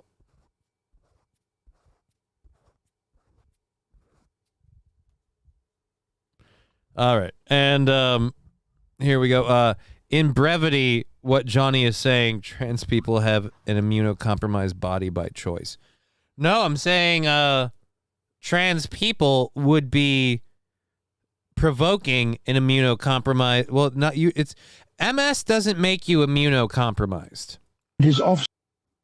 Multiple sclerosis doesn't make you immunocompromised. Multiple sclerosis is running rampant. The things that keep it in check compromise your immunity. So yeah, just the whole thing about being trans as a person with MS, it would F with your biochemistry. It would F with everything. It would make all of it go out of whack. Yeah, as Balls Deep saying, multiple sclerosis makes bodily alterations very complicated and dangerous. Right, which is why I'm saying if you were someone who has multiple sclerosis and you chose after knowing that to pursue being trans, you are literally rolling the dice on your condition. But anyways, I got to get back to this. I got to go back to that David Attenborough line about, and the alpha parasite known as a jackass. And I love the David Attenborough Planet Earth stuff. I watch that stuff all the time with my daughter. And yeah, I love that stuff. This is again, this is great. Insider trading, influence peddling and theft.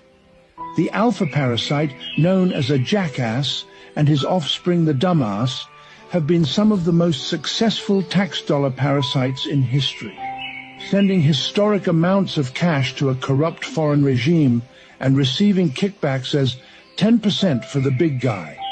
As if sending all your cash to Borat was not enough, the alpha parasite and his minions have opened the southern borders.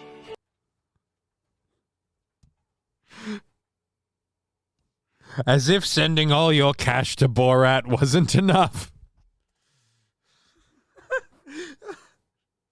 Oh, God. I have to find more of these. These are on TikTok? Oh my God, the presidential scorecard? I have to find more of these. I want the Borat line again. For the big guy. As if sending all your cash to Borat was not enough, the alpha parasite and his minions have opened the southern borders. But they're building more in of an a attempt wall. to garner enough votes to remain in power, the parasites have opened the southern border, allowing millions of unvetted immigrants to suckle at the teat of our welfare system, bringing our social services to the brink of collapse while gaining new voters. As this elderly jackass nears the end of its life cycle, a truth evident by his garbled speech and lack of bowel control, the elder jackass will attempt to transfer his power and influence to this younger, more intellectually deficit jackass.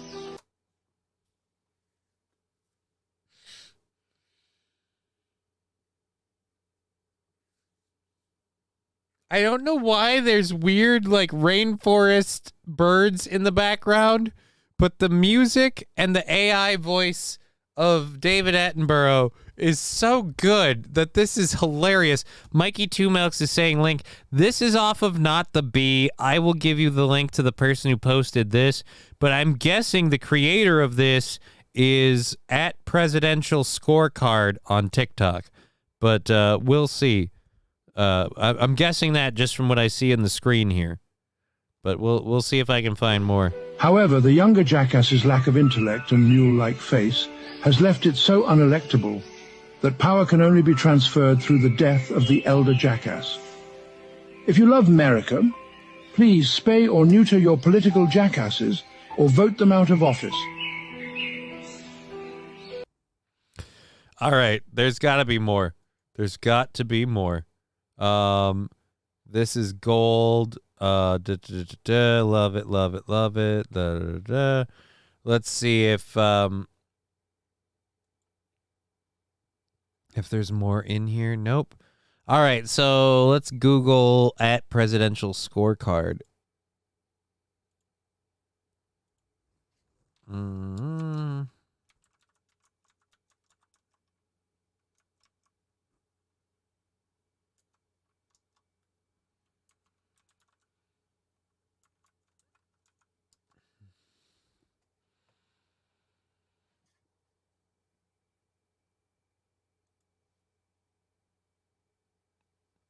All right, at presidential scorecard. Nope.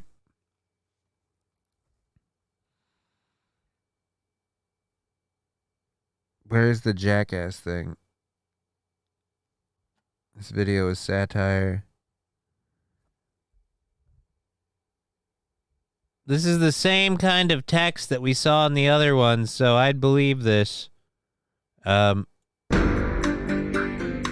In the wild world of political justice, where the boundaries of reason and reality blur, there exists a unique breed of crime fighters, the Orange Guy Unit. These daring detectives are on a mission to protect the world from an orange man. I wonder if, balls deep, what if it's only a singular sclerosis? Indeed. What if? But, there's one. All right. Yeah, dude, this guy obviously has a political tilt, I should say. But I gotta admit, the stuff's at least funny. With a penchant for saying mean things about his political opponents. Armed with Twitter feeds and late-night talk show clips, they tirelessly comb through the vast social media landscape, hunting... All right, let's skip it. This one's not as funny. I wonder where the one that we had get the TikTok app. God no. God no. These are all the videos.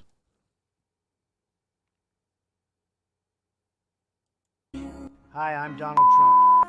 Will you be an angel for a helpless jive turkey? Every day this jive turkey is neglected, lost, and afraid.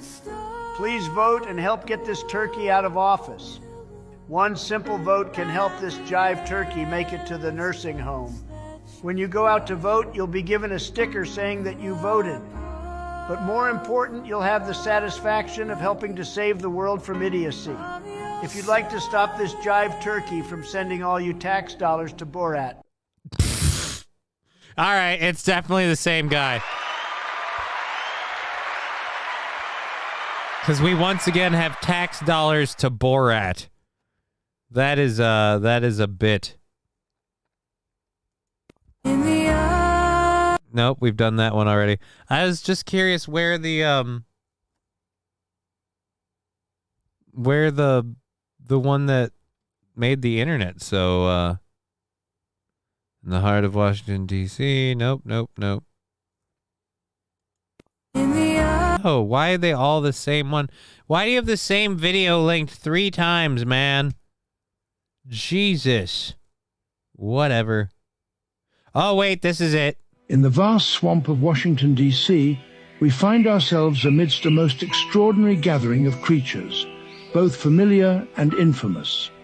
The Democratic jackasses and the Republican buffoons. These groups, though distinct in their tactics and rhetoric, are both mere parasites burrowed into the ass of the American taxpayer. Yet, this is the greatest find. I thought it was called Pripyat. I don't think so, man. Between the text used and everything else, I'm pretty sure it's this one. Look at that glorious hair, like spun gold. I mean, I don't know about that one, but I'm not a big Trump fan, but I gotta say, with everything the government's doing to him at this point, it's hard for me not to root for him. All right? Just the old American underdog thing. You're making him an underdog. You're going after him in every way. And I don't think he's innocent of what they're accusing him of. I just also think everybody plays that game that kind of dirty, and now they're holding him accountable for it because they've got nothing else, and it's fucked up. What's this channel's name? This one is called, you can't see it up in the, we'll go back to it. This one's called Presidential Scorecard on TikTok. Presidential Scorecard on TikTok. Apparently there are a bunch of videos. I don't know where the other presidential jackass one is, but this one over here is most definitely the same style and everything else. So I have trouble believing it's not the same guy, because again, that TikTok thing was linked in the video I played. That's how I found this person. In the vast swamp of Washington, D.C., we find ourselves amidst a most extraordinary gathering of creatures, both familiar and infamous. The Democratic jackasses and the Republican buffoons.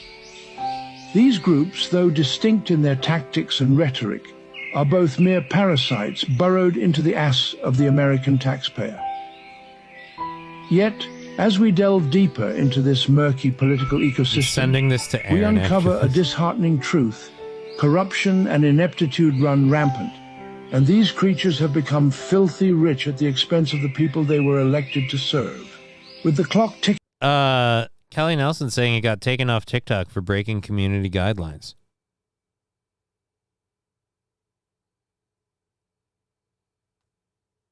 Well, I hope this one doesn't.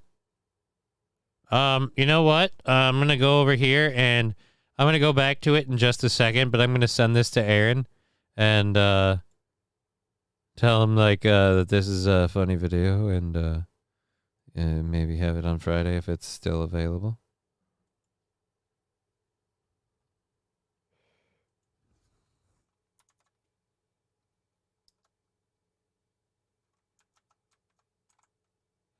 Learn to spell, asshole. Funny video for...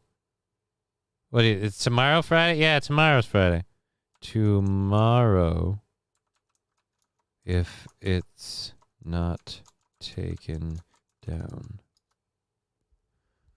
All right, here we go. And now I'm going back to it because we're restarting this one because I haven't seen this one all the way through. This is a different one.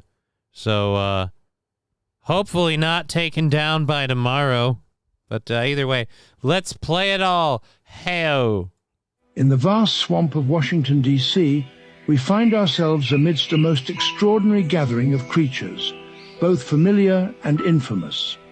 The Democratic jackasses and the Republican buffoons. These groups, though distinct in their tactics and rhetoric, are both mere parasites burrowed into the ass of the American taxpayer. Yet, as we delve deeper into this murky political ecosystem, we uncover a disheartening truth. Corruption and ineptitude run rampant, and these creatures have become filthy rich at the expense of the people they were elected to serve. With the clock ticking and the nation's stability hanging in the balance, these groups have hastily assembled under the pretense of averting the impending disaster. However, as we observe their interactions, it becomes increasingly evident that both the jackasses and the buffoons are merely seeking more opportunities to suck the lifeblood out of the American taxpayer. The Democratic jackasses, known for their wokeness and unwavering stupidity, and the Republican buffoons, notorious for their comical missteps and whimsical decision-making, find themselves in a blame game of epic proportions. Finger-pointing and accusations fill the air. The pouty face on Biden. Oh my God. A swamp is much cleaner than that. Yeah, it's pretty bad. That bartender is fantastic. What bartender? He looks like a Muppet, okay? He looks like God, that frumpy-faced Muppet from... Oh, God. Or no, not the frumpy... What's his name? The puppet comic had an old man puppet. Oh, Jesus. I don't even remember the puppet comic's name. It's been so long. Tell Aaron DSP asked you to clip this out and send it to him. Well, DSP wouldn't ask me anything. Walter, that's the name. Jeff Dunham's puppet, Walter. He looks like Walter. This picture of Joe Biden looks like Walter. Thank you very much, Fettuccine El Poo Poo and Toastmaster, for helping me with my mental damage. Alrighty, moving right along. The air, like the stench of Joe Biden's diaper. In the end, these creatures are one and the same, and whether listed as a Democratic jackass or a Republican buffoon, they are both simply parasites, slowly draining the life from a once great nation. Please spay or neuter your political jackasses or vote them out of office. In the vast swamp of Washington, D.C. So yeah, I'm saying I don't give a damn, just want to get the hell out of here, says Toastmaster. You want to get the hell out of here? You want them... DSP would demand you to do something. No, DSP would guilt. I need that money. I need that money. I need it.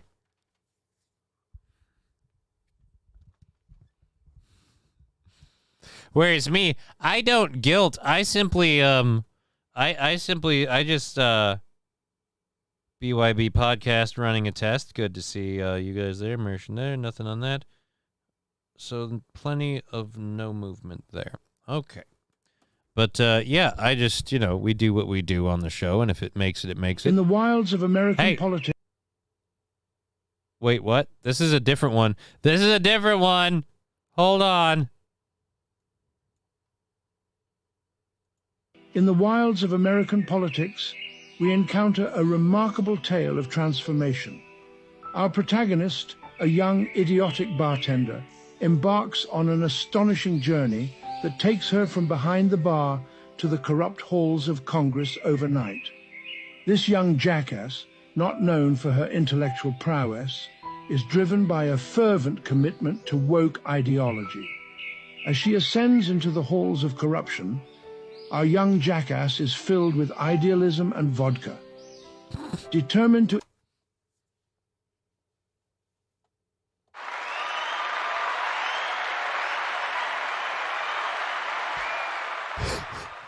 I've never heard a better description for AOC. Fervent commitment to woke ideology. As she ascends into the halls of corruption, our young jackass is filled with idealism and vodka, determined to implement her idiotic ideas. However, the road ahead is fraught with challenges, and her extremely low intellect quickly becomes even more apparent.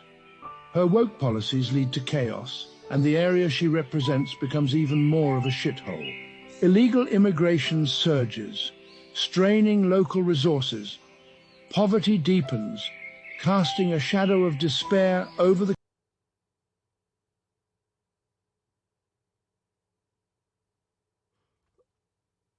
All jokes aside, is that footage of a janitor getting chased off by someone who's using his bucket to shit in?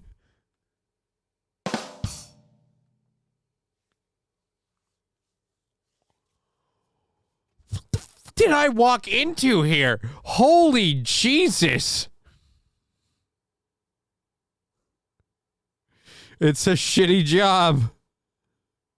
Thorn, a music video for you. We might be interested in that. We'll see where that goes after this. Hell, why not? We'll throw it in there. Yeah. The community.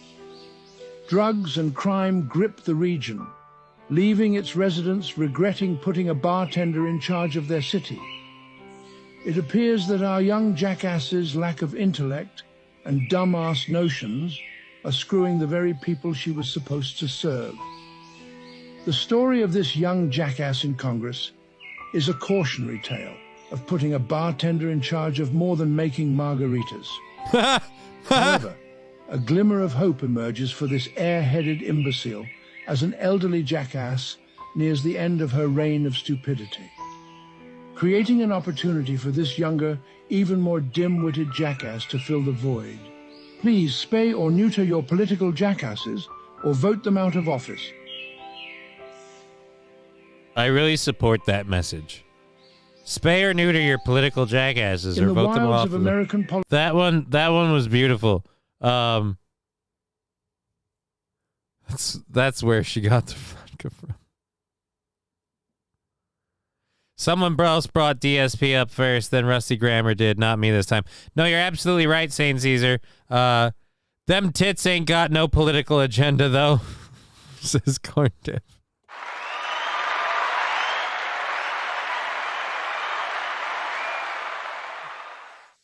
Look, you could say what you want, but that ass ain't Republican or Democrat. It's just nice. I mean, yeah, sure. I guess we can go that way with it. I love the spay or neuter your political jackasses. That is fun. That is super duper fun. All right.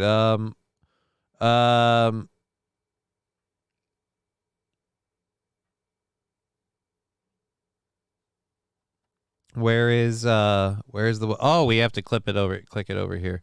Thorn's thing there. What is this? Hey, everybody. Look at that juicy booty. This actually has AOC. I'm almost worried. I'm here in the Capitol. See this guy right there?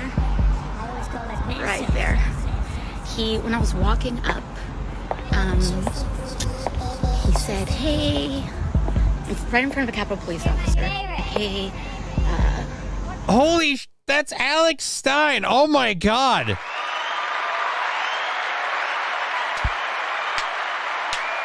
Are we actually going to get to the music part? Here's that big ass. Look at that big juicy booty. Look at that big juicy booty. Look at that big ass. Look at that big juicy booty. Look at that big juicy booty. Big juicy, big juicy, big juicy booty. Big juicy, big juicy, big juicy booty.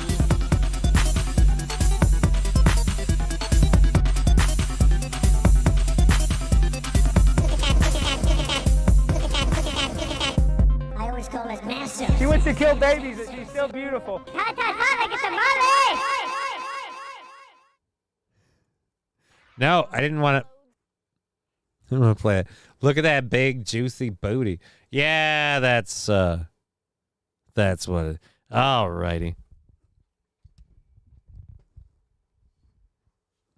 Tell that big booty Latina to make me a sandwich.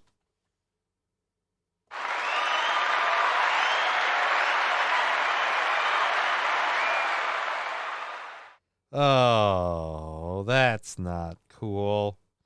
That's not cool. Look, I'm not saying that she can't aspire to be more than a bartender. I'm saying she hasn't succeeded at being a politician, or at least not helping people. She's definitely succeeded at being a politician if it means, a rule for thee and not for me. Let's close that. That big... Oh, yep, we already covered that. All right. And vodka LMAO. Thank you, Chevy JP. Johnny, baboons are smarter than Joe Biden. They don't fall over every day. Saint Caesar. We have a cat, everyone. It's a Polish titian. Oh, no, not a politician, a Polish titian. We can't have that. What the heck is this? Weird. Oh, that one popped up in there. Okay, so let's close that. And, the big juicy booty part, it really, really, really makes me laugh. The whole... big juicy booty. Could listen to that song a lot. All right, so we've had a lot of fun. We have an hour, hopefully hour and a half left in the show. Let's see. Fat Conan, I don't even know how to read whatever that is. That's what I'm saying right now. Let's check the setup for the support stuff over here. And let's go down to there, over to that. Overview. Whoa. How are we doing today? There we go there. That's 20. So we could take 20. So we are $10 away from the day being funded as of right now. Because we guarantee 25 in, so we are down to 10 for today. I heard Johnny's favorite show is Robin Hood. Honestly, I'm glad you enjoyed it, says Thorne. Actually, yeah, that was a nice, cute little funny video. I did enjoy that. Thank you. I heard Johnny's favorite show is Robin. I do actually like the Disney animated Robin Hood for like a movie. I do like that. The Prince of Thieves one I'm okay with. I really upset my roommate when I told her that they cut down the tree on Hadrian's Wall. She got mad about that. There's a lot of robbing going on in the hood. Oh no, you can't say that. That's insensitive. Those are shopping deserts and food deserts. Don't be ignorant. Rubbing Hood. I mean, if I knew a lady that enjoyed it, All right, so let's keep on moving on. Because, again, we have an hour, hopefully hour and a half. We're $10 away from it. Hopefully make that in the next, next hour or so. It's a lot. Alrighty, so we have, again, a whole lot of shit to get into. I haven't even finished this stuff. Because of the presidential reviews at presidential scorecard thing, because of that, so much time I'd spent on this. All right, so and again, and lest I forget, because PKO pointed out what a horrible person I am for simply believing that men identifying as women have an unfair advantage competing against actual women. Sorry to speak a fact. All right. So, police suspect deadly stabbing suspect. We have a quick catch up on this. Brian Dowling, 18. We covered this yesterday in terms of. Let's enlarge this. In terms of the In terms of the poet yesterday that got the activist poet who got stabbed. So let's go to this enlarged video. The guy right above me here, that's the guy that got stabbed in the heart, I guess, the chest and the heart. And the person next to him is Brian Dowling, I guess 18, who is apparently the one in the video who did the stabbing. They have, I guess, arrested this man. He is in custody, I believe. Yes, a teenager was arrested Thursday for the unprovoked stabbing death of New York City poet and activist Ryan Carson in front of his terrified girlfriend after the couple left a wedding on Long Island. Brian Dowling, 18, is allegedly captured on surveillance footage. Yeah, we saw that guy targeting Carson and his girlfriend. The couple was at the bus stop bench on October 2nd at the corner of Lafayette Avenue and Malcolm X Boulevard in Brooklyn, chatting a little bit before 4 a.m. when the man strolled by and started kicking over a row of scooters. The footage showed the couple starting to walk in the direction of the suspect, who turns and yells, "What the are you looking at?" Carson can be heard softly replying that he was not looking at anything as he steps between the crazed stranger and his girlfriend. I'll kill you, the unhinged man sees as Carson holds up his hand saying, chill, chill. The man pulls a knife and pursues Carson, who stumbles over a bench that he had just been sitting on. The man stabs him 3 times. The knife-wielding man rushes at Morales, spits on her, and then turns back to Carson and kicks him as he lies curled up on the sidewalk. The suspect's girlfriend suddenly appears in the frame and says, I'm so sorry. Morales kneels next to Carson as she calls 911.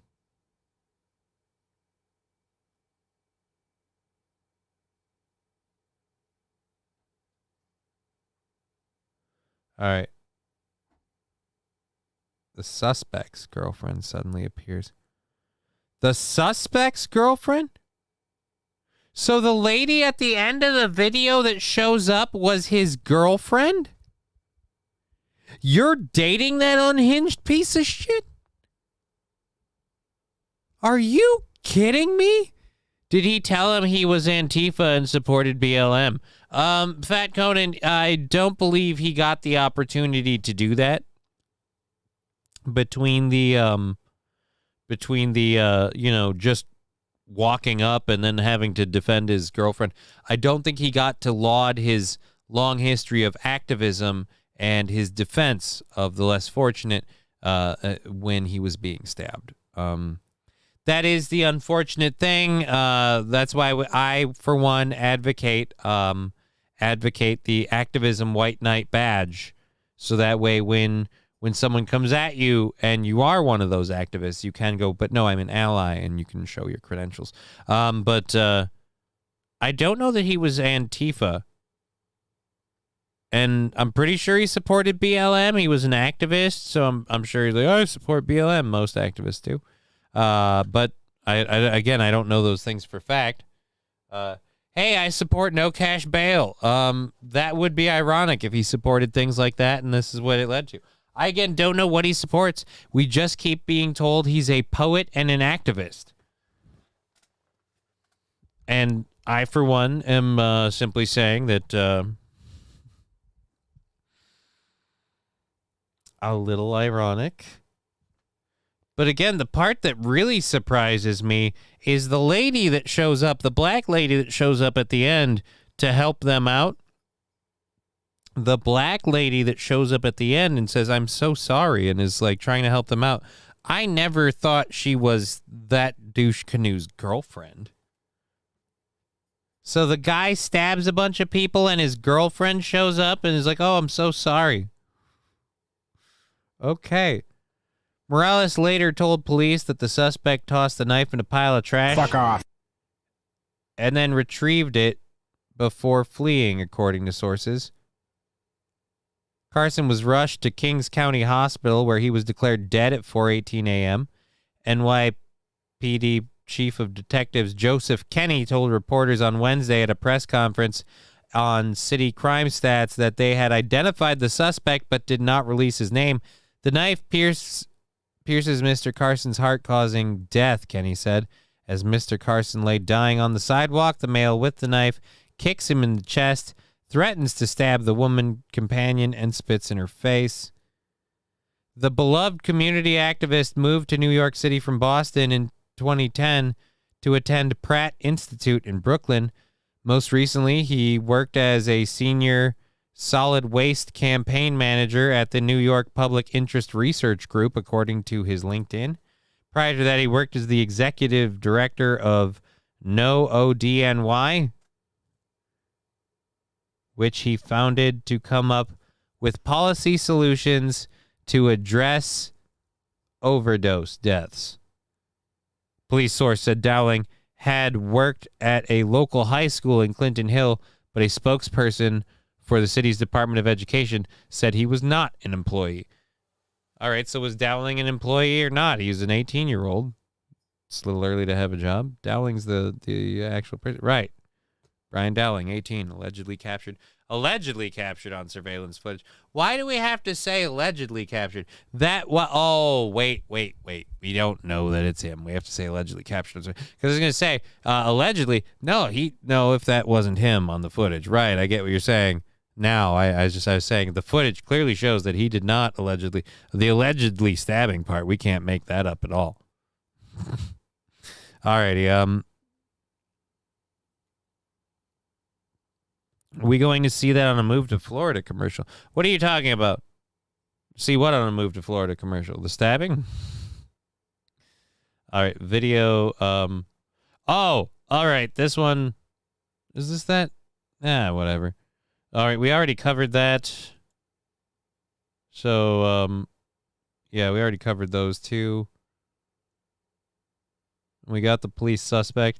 This one is, again, funny to me. Oh, it's already halfway through. Fuck you. Fuck you. Let's get back over here. And boop, boop.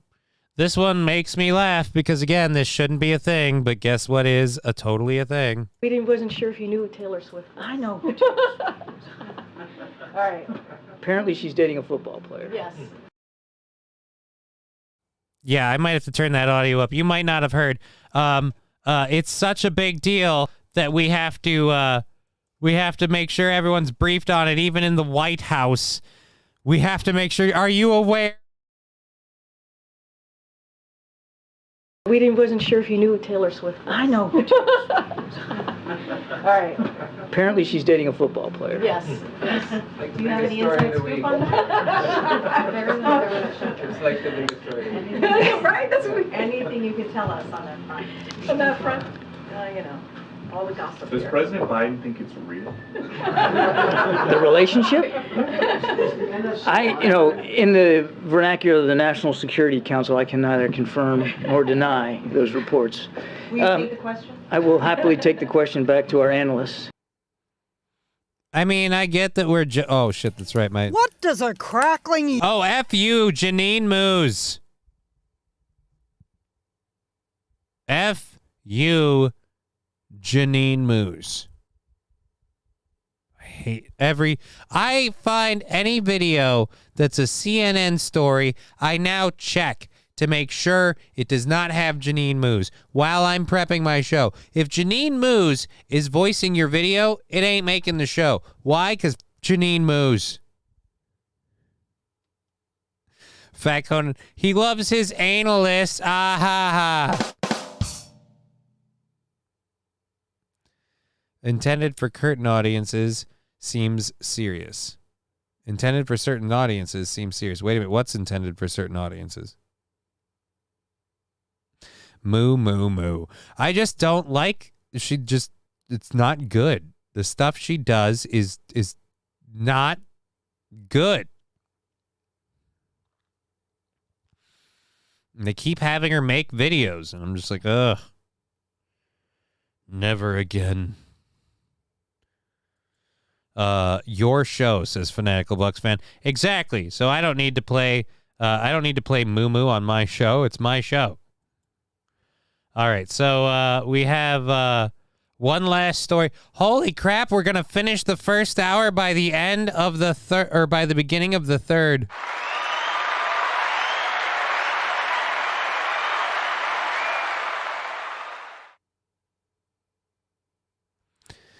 Your show, it said that when I joined, had to click through it. Said what when you joined? That it's my show?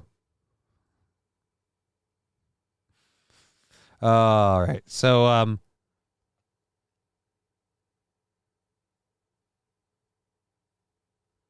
this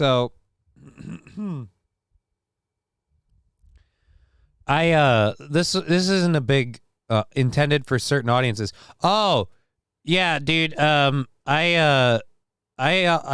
have my show kind of flagged as not for like kids, like not. It's an adult show. I don't want young people coming in here. I have very well-formed opinions that you might not agree with, and I feel like it takes an adult to disagree with an opinion and not take it too personally, as we saw before. Some people can't.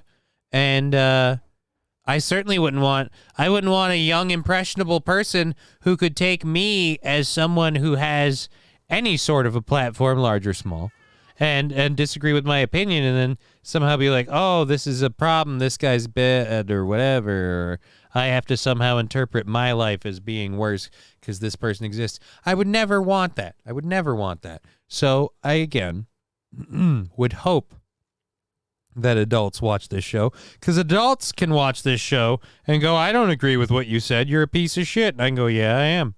And we can just go, okay, agree to disagree. First time I noticed, says Fanatical Bucks fan. Hey, maybe it showed up because we got flagged earlier, by that other guy. Filed a report because I'm a horrible person. All right, so I don't need to tell you too much about this other than to just...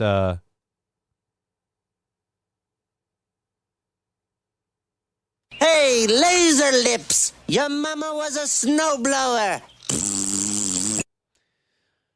All right, so I'm really trying to find...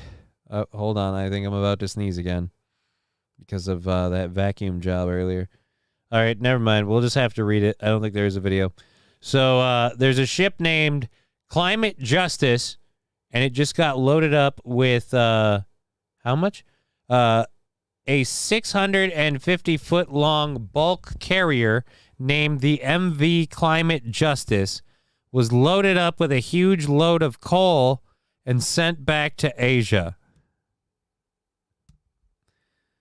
Owned by the Monaco-based company Safe Bulkers and flagged in Cyprus, meaning it's out of Cyprus, this vessel acquired its very on-trend name because it's apparently a cleaner burning ship compared to other bulk carriers.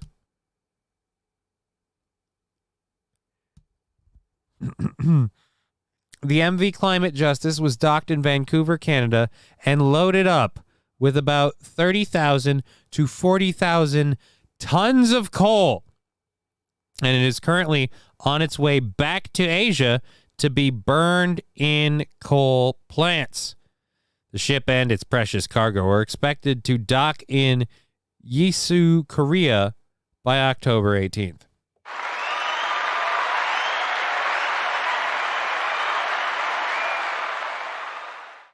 Hey, everybody. Climate justice.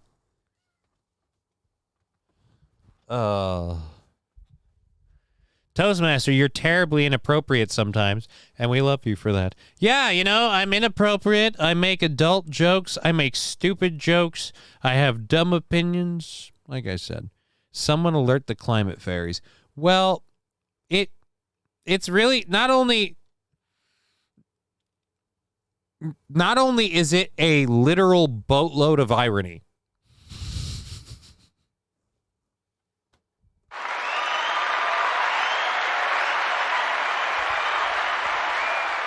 Chevy JB saying, I tell my 10-year-old you're the president. That is a horrible idea, Chevy. That is a horrible idea. Do not tell your 10-year-old I'm the president. Nobody should take me seriously. Nobody should. But not only is this, and again, that part just tickles me funny.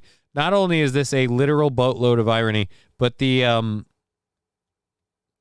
boat is a perfect example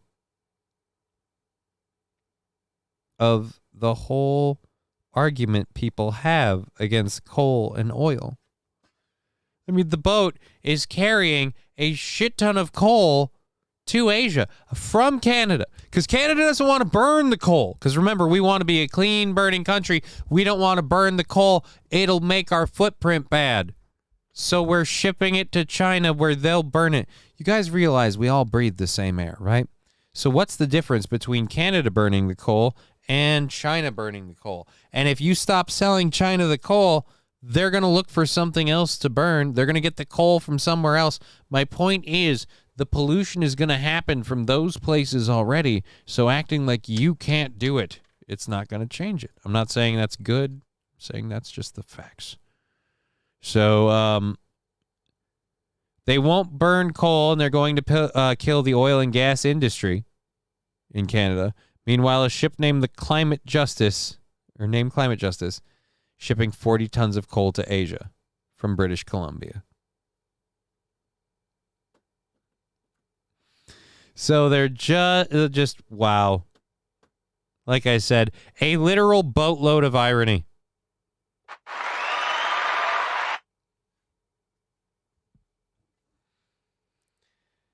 Rusty Grammar saying CO2 is the lifeblood. We need more, period. No, it isn't. CO2 is not the lifeblood. And by the way, we don't need more. We have plenty. China needs to go clean up the Pacific garbage patch while they wait for the coal. 40 tons, that's a lot. No, I heard 750,000 is a lot. So, yeah, Janine Moose, ew. Yeah. LeVar Burton is a lefty loon. Yeah, LeVar is a lefty, but I don't know why we're talking about LeVar Burton. I didn't know he came up in the conversation. Nobody takes the president seriously, so what's the difference? Oh. You saying why no one should take me as the president? I mean, because I don't look like I don't look good for the job. All right? Like, look, if I were, I'll be honest about one thing overall. If I were a politician, I would enjoy that job for one reason. I would have an excuse to wear suits every day, and I would have a reason to make a suit budget a legit thing. One of my biggest gripes right now is that I don't have the body or the budget to afford wearing suits on a regular basis. I like wearing suits. I like feeling good in a suit, feeling official. If this show was doing better, I'd be wearing a suit on this show. But as we all know, times are tough, and I can't afford that kind of wardrobe budget. So instead, it's T-shirts and jeans because they're comfy, and it gets it done. Blue suit, red tie. Weed plants need CO2. Plenty of plants need CO2, and we can always burn stuff to make more CO2. My point is we are not in a CO2 deficit. But more importantly, for the people that want to quash oil and gas in these first world countries, I say the countries like Asia, China, and the greater Asian countries and countries in the central U.S. and the southern, or the Central Americas and the southern Americas, they don't have a problem with polluting, so we still are going to have a problem. How do you solve that? Anyways, we have 45 minutes until we have to start worrying, or do we? Never mind. Oh, there we go. We have $5 here on PayPal, and thank you for that message. I appreciate that. Let's close that up there. So that takes our goal down to $5 for the show. Thank you very much. We'll be able to just go till, we'll take it all the way till 5:30 on the assumption that we'll make at least that $5, or that we already have on Twitch, and that if we get it in direct deposit or on the or no, direct deposit, we get it in direct contribution on the chats or whatever, we'll kick that in there. Again, thank you so much for being part of the show. Mr. Destructoid 100. Thank you for the 100 bits. Was fill some holes. Again, we'll check the Twitch thing at the end of the show. We'll kind of ride it.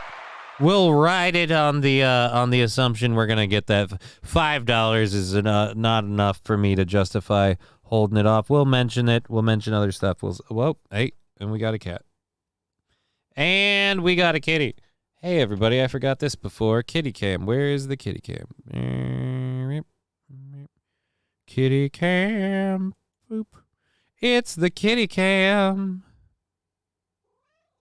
Meow. Say hello, kitty. Nothing? All right. Be a dick. Make them the global secretary of pollution. Make who the global secretary of pollution? My cat? Not a good choice. She would murder you all. This cute little adorable cat who now isn't in frame. The kitty cam got. That's why. The kitty cam got knocked up. So tilted up. That's a horrible term. The camera is not pregnant. There we go. And now the kitty's on screen. Hey, everybody. Kitty cam. Hey, wait a minute. Is the floor blending with the... that's hilarious. That's hilarious. It's a good day today, Tag. It's a good day. All right, so Kitty Cam it is, and hello Integra, says Toastmaster. Yeah, Integra's my favorite little kitty cat of my two kitties. Alucard has made the occasional appearance behind me. Integra is the reason I have to routinely delint my microphone. No, Alucard is the stuffed dog R-worder, if you want to put it that way. He is an American what is it? American short hair, what, tabby cat short hair? I don't know what they're called. I think tabby short hair. I beg to differ. The kitty will do nothing in office, which is way better than doing something in their bureaucratic position of authority. She'll purr. She'll purr. She's just a good little snuggle kitty. Tegra is a good little snuggle kitty. She just needs Alucard because he is apparently her security blanket. So they are a pair. I will always have the two of them, at least for the foreseeable future. Thank you for the 100 bits. We have 45... No, we have an hour and 15 left in the show.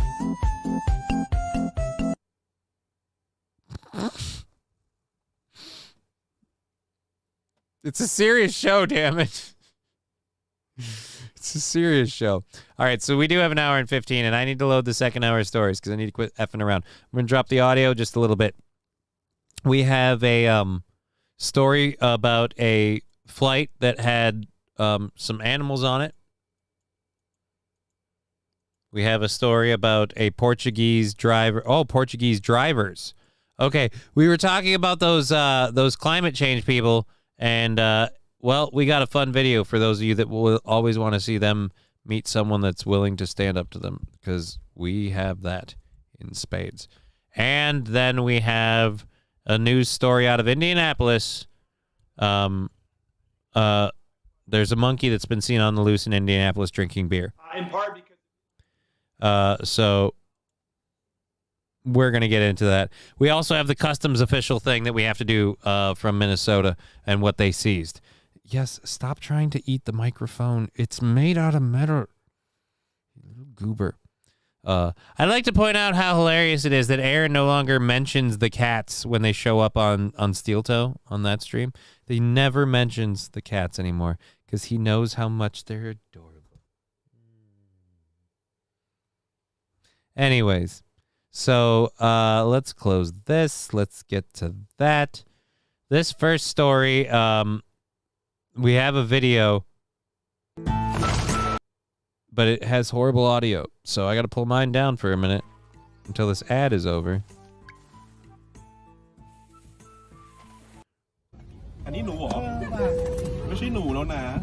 Oh, look at that cute little otter.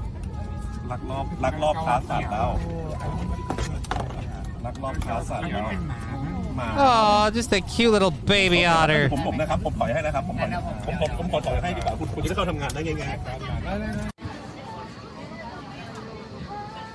All right, so we're going to have to, because again, this is people freaking out. Do we have more video? Oh, wow, this isn't even done. This is a minute and 43. Okay, so to set the stage here,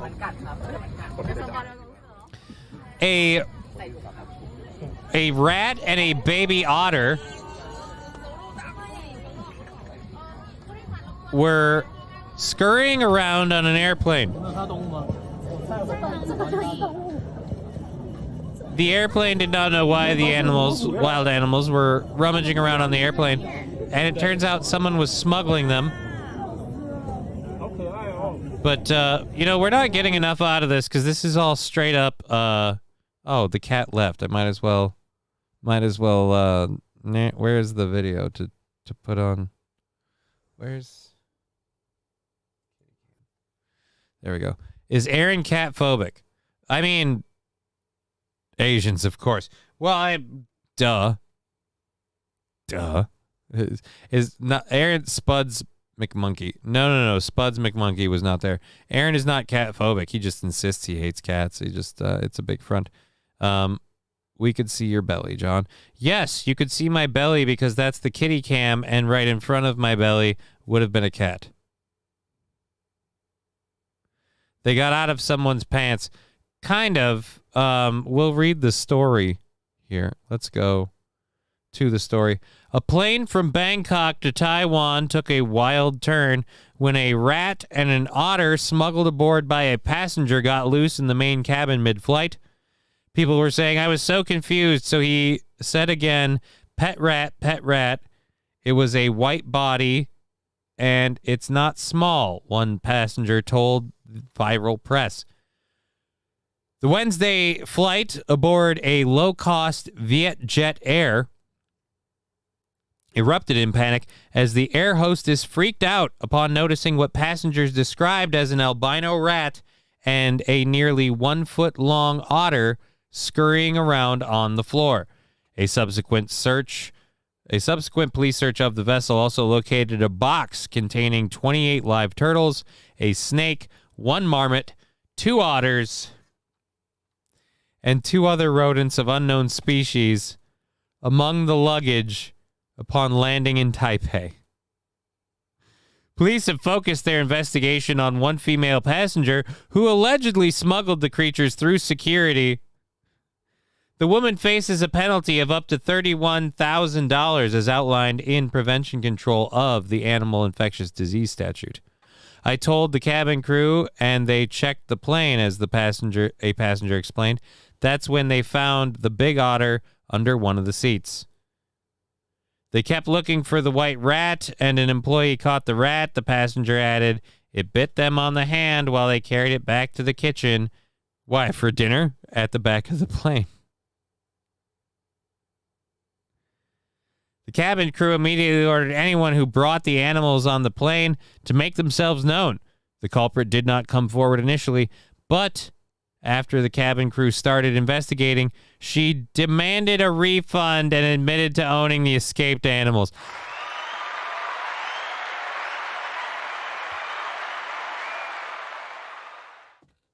Who brought these animals on here? I did, and I would like a refund. This is ridiculous.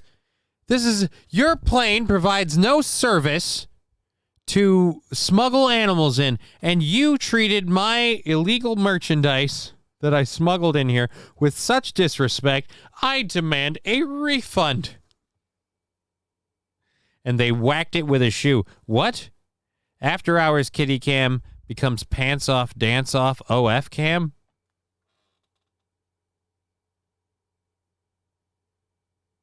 No. No, it does not. There's no pants off, dancing off with a cat.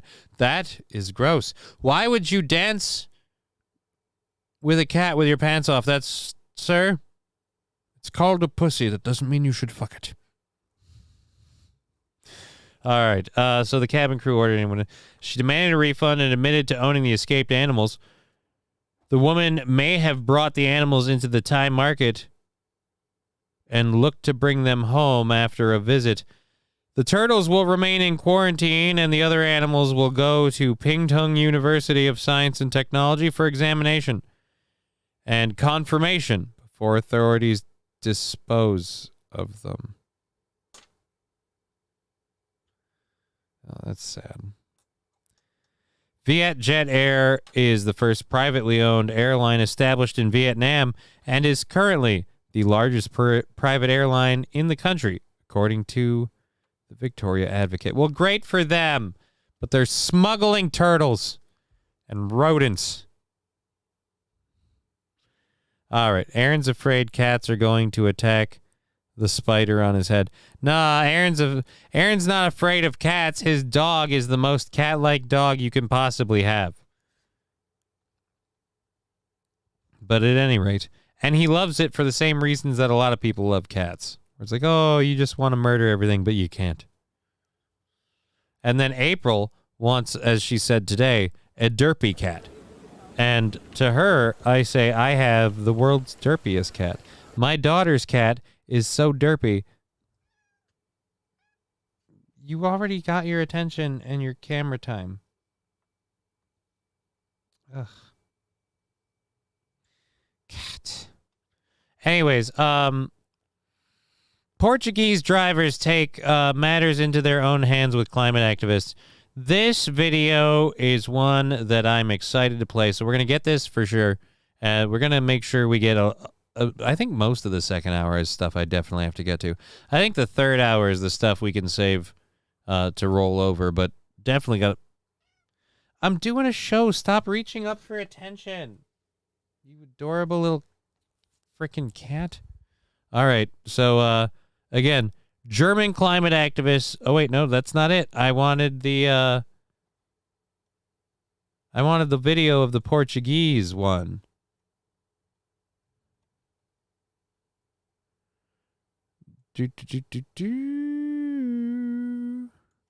We're gonna Control C that, and we'll go see what we can see when we Google this on the YouTubes, because it will quite frankly work out better that way if we have a video.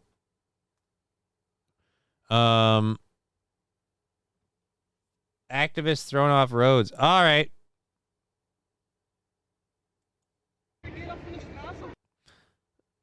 Six minutes. All right, well, take it away. All right, this is Talk TV. Oh! Oh, they're getting slapped. That was the intense moment last month when an angry motorist got out of his car on a blocked road in Germany and slapped a climate protester. The activist group Last Generation has staged various protests across Germany which have blocked traffic and disrupted busy workers. This video, along with others, is an increasing sign that people are taking matters into their own hands against activists who cause major disruptions. A new video that dropped this week showed the same thing, where an older lady attempted to drag an activist off the road in Berlin. Oh, this is in Berlin.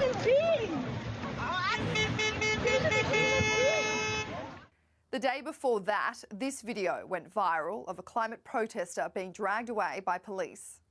I'm gonna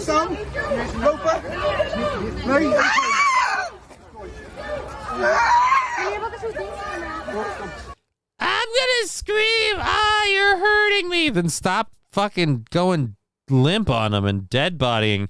Stand up. If they're hurting you, it would help to stand on your legs if they're hurting your arms. I'm just saying. They are winning people to their sides with these tactics, no doubt. What, winning people to their sides with the going limp and the police arresting them tactics? Are you kidding? I feel like the people taking action are winning people to their sides. This again...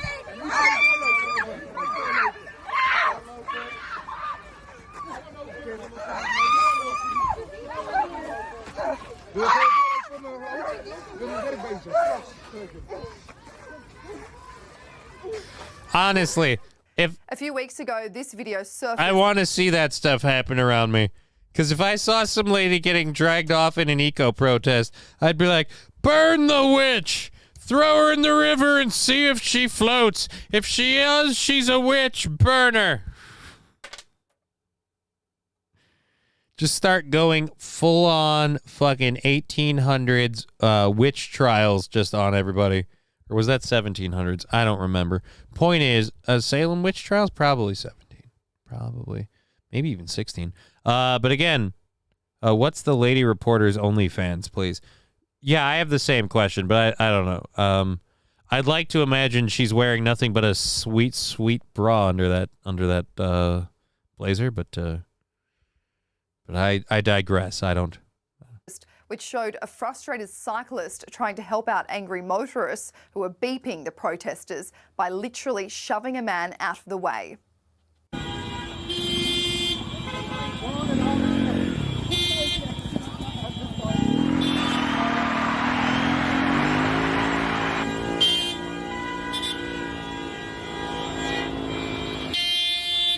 Again, guys, the answer is just to keep driving.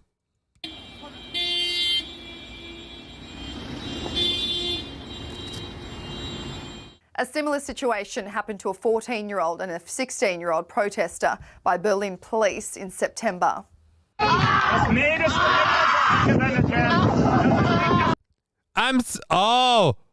Oh, I see why he's screaming. I was about to call this guy a pussy. I take it back. I see why he's screaming so hard. That guy is not going to fight them. Holy, do you see how tight that wrist is bent? Oh my God, that angle almost looks broken. That angle almost looks broken. They pick him up that way, or did they have it beforehand, or did they do it up? Back to beautiful. Police in September.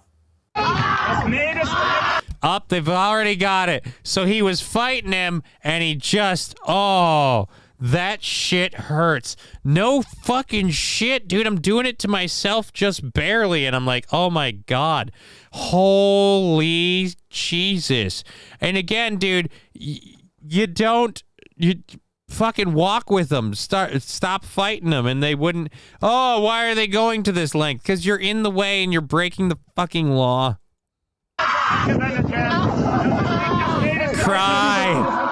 Cry, you little baby. Oh, grab it. Oh, I'm grabbing your hand. How dare you? How dare you? That cry, you little baby. Give him a taser.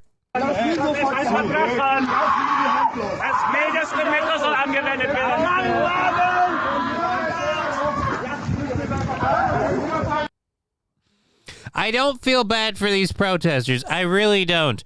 Your biggest complaint is the use of fossil fuels, and you're causing tons of vehicles to idle. You are literally hurting your own cause. She does sound like Benji. I thought that was a dude.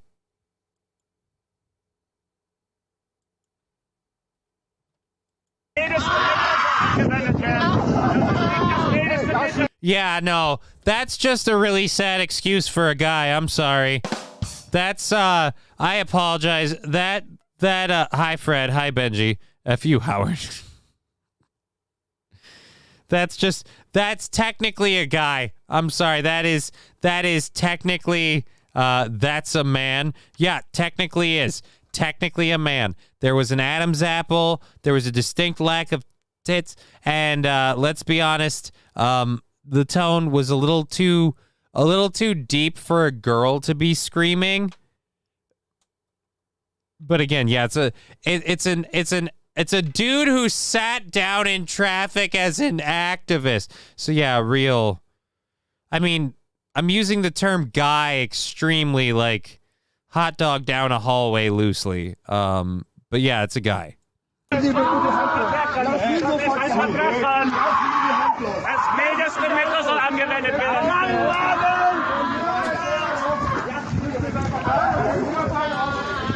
Dude, was that other cop Justin Bieber? I'm not going to go back to check. I could have swore, though, that it was Justin Bieber.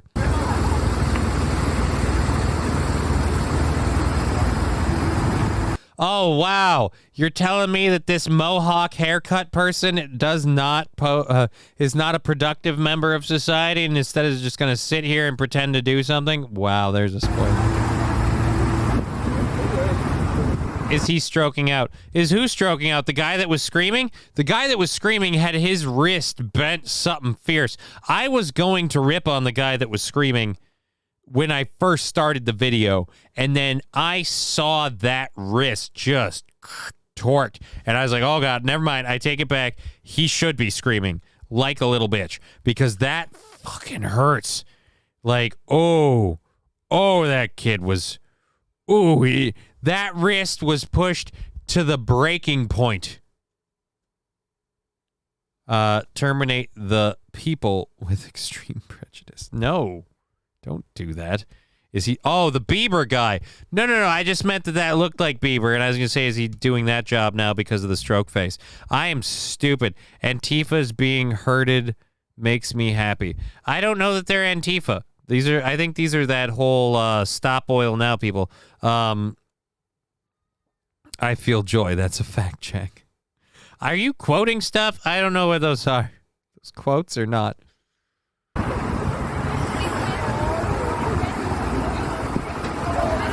A few days before that, an 80-year-old climate activist from the group was carried away by a road blockade in Berlin.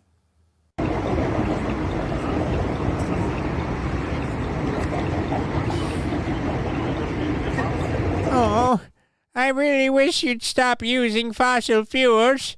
I'm pretty sure they're made out of my family.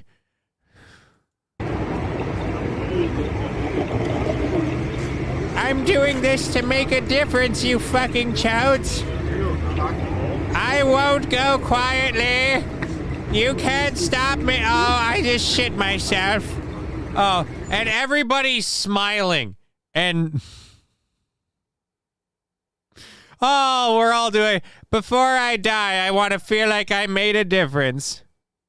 Oh, I love cute grandmas. And mediocre personality. Wouldn't she look amazing as a hood ornament if you just drove over... Jokes. We're joking. You don't drive over grandma. You go around.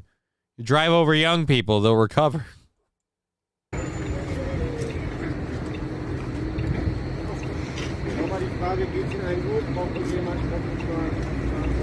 The day before that, a protester was filmed screaming as police officers tried to remove her from the road.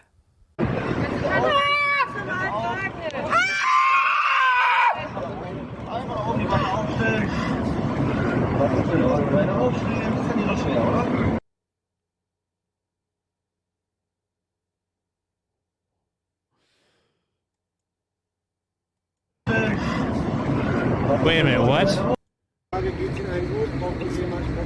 Yeah, there's the grandma one. The day before that, a protester was filmed screaming as police officers tried to remove her from the road.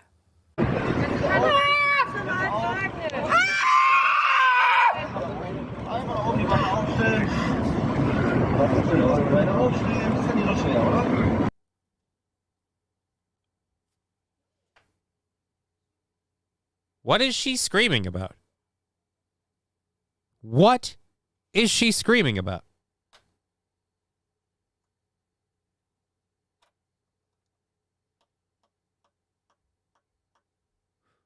I'm trying to figure it out. What in the world is she screaming about? I mean, can we bend her wrist like the other guy and give her something to scream about? Because I thought that was going on, and I looked back. Nope, didn't happen. And now she's holding her wrist. Do these people not understand at all what it means if you really care about something to put some skin in the game, risk something, put yourself out there, maybe give a this whole idea of like, I want change to happen, but I want to sit here to make it happen. You guys figure out how to make what I want a reality.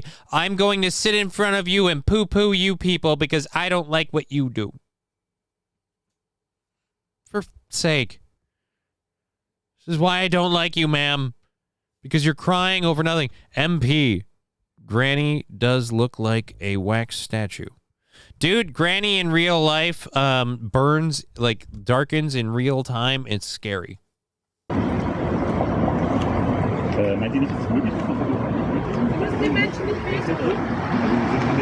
All right, if she's gonna cry and her backpack and her wrist is a problem, can we take her by the backpack? Grab her by the ankles and the shoulders. Let's haul her out of here.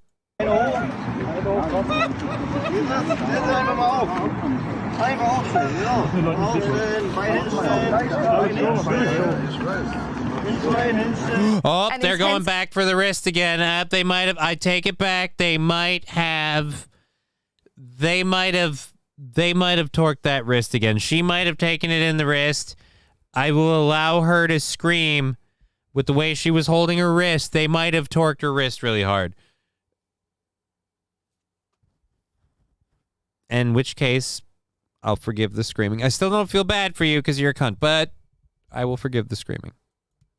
A physical altercation erupted at the start of September when Last Generation activists were blocking a road in the German city of Mannheim, which prompted an angry driver to assault a few of the activists.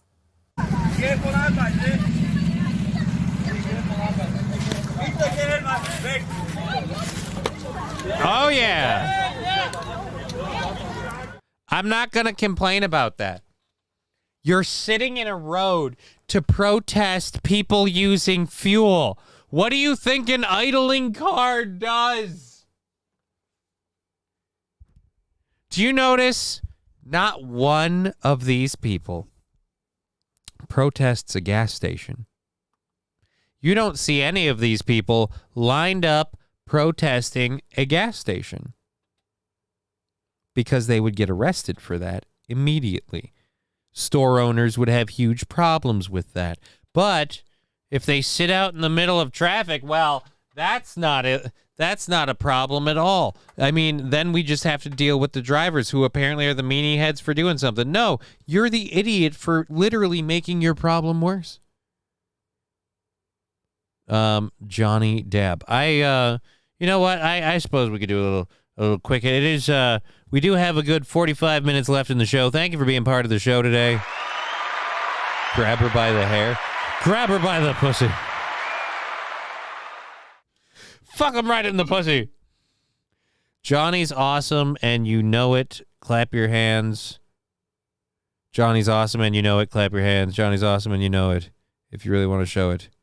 Get drunk and throw up. Fallen? I'm concerned.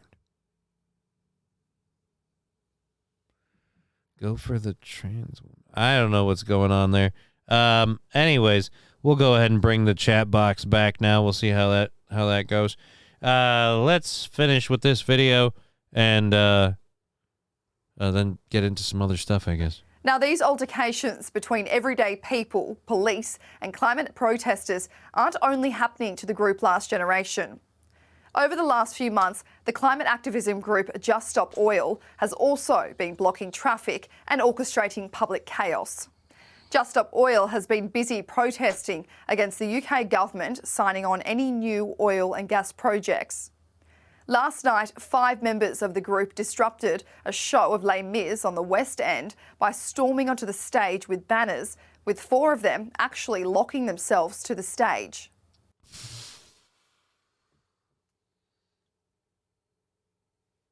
Well, now this is just... I think I'm going to bail out of this just because I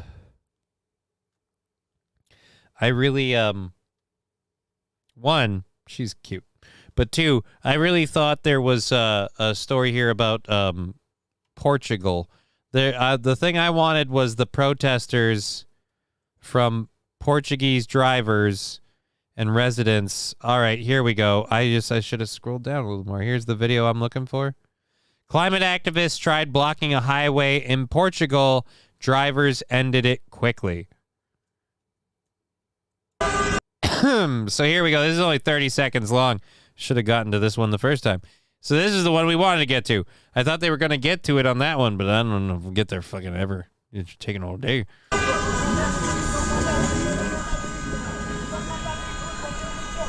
So they throw the banner over there. They just start moving the people. And moving through. Holy shit. Holy shit. That guy came out there with a fucking hockey stick. He has a hockey stick.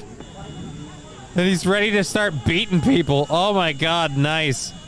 And they just start escorting everyone off of the road. And traffic moves on. He takes the banner, he throws it. This is beautiful. And they just start dragging the people off of the street.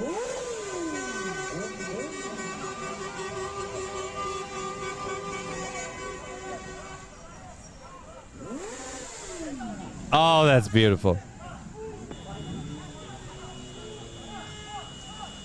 I love this. We need to see more of this. You assholes need to see more. Need to see more of this happen to you when you, like, go ahead and protest, but don't, sons of bitches. I mean, just to sit in the middle of the road and to block a highway. Like, what if it's an ambulance and someone is in danger of losing their child and their life, like a pregnant mother's life on the line, and you're going to hold this up? I want to make a statement. You're not actually doing anything. That's the part that bothers me about this. These movements don't have a plan. They simply don't want any more oil things to happen. And they don't want to lose any of their first world privileges. Because when these people can't have electricity or heating in their home, though they're not going to be okay with that, then no, you need to use the green solutions that apparently are just sitting there that none of us are using.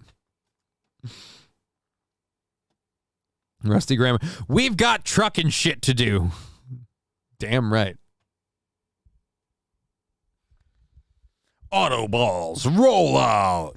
But yeah, it's just no. Don't pull this bullshit. I'm glad that that drivers and people are finally standing up and dragging these assholes out of the road. I'm glad that climate protesters that do this shit are getting combated with, because none of them have an actual solution. They just want us all to stop. And fine, if we all stop using all of these fossil fuels and everything else, what happens when the grocery stores are empty and, you know, product shipping goes down, food chains crumble, all of this society as a whole collapses, but you're okay with that? I feel like as soon as your Wi-Fi and your TV shows aren't available, you might start being like, well, maybe a little fossil fuels didn't hurt anybody.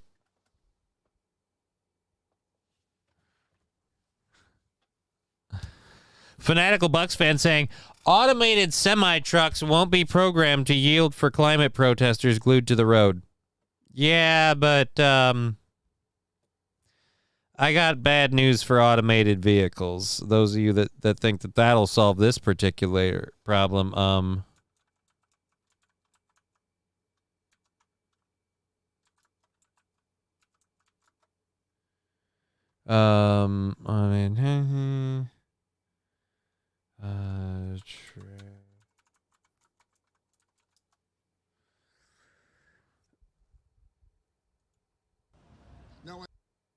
So don't place your faith in automatic vehicles. Marking autonomous vehicles as traffic hazards. The group Safe Street Rebels is placing cones on Cruise and Waymo cars as a way to temporarily stop them. They want these cars off the road permanently. Expanded and basically unfettered access to the city streets is a really bad idea. This person is a member of the Safe Street Rebels and asked us not to share their identity. The group calls the protest the Week of Cone. It is happening ahead of next week's vote by the State Public Utilities Commission on whether to allow Cruise and Waymo to expand their services in the city. Residents never actually got a chance to have a say in this and never really consented to being used as human guinea pigs. ABC7 has documented. Now, if you want to talk about a group that has an opinion that I don't really side or don't side with,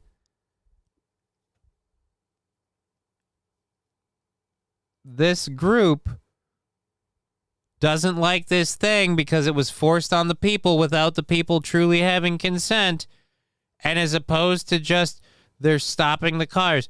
I mean, it does F up traffic for everybody. It's still a dick move. But, I mean, they're actually doing something, and they're just trying to affect mostly those cars. And Fanatical Bucks fan saying it's that easy. It won't work. It won't be when they fix that bug. It's not a bug. It's a safety issue. The car's sensors and radars are designed to read traffic cones like this as a hazard. They are beta testing them. Yes, they're beta testing them. But my point is, the reason why it's not a bug is because the car is designed to read that as a hazard to avoid. And if the cone is suddenly on the roof of the car, it freezes the car because now anywhere the car goes, it's approaching that cone. And if it starts to back up, the cone's moving with it, so it can't. It's in a hazard zone. It's in a warning. It's a safety thing. They'd have to disable it to the point where it wouldn't pay attention to road construction. Issues with Cruise and Waymo. Just recently, 2 Waymo cars stalled near the Pride Parade downtown, backing up traffic. The San Francisco Fire Department has criticized Cruise for cars blocking emergency units. According to the group, using a traffic cone on top of the car disables it. And since they feel like they are traffic hazards, they think using a cone is a good way to send a message.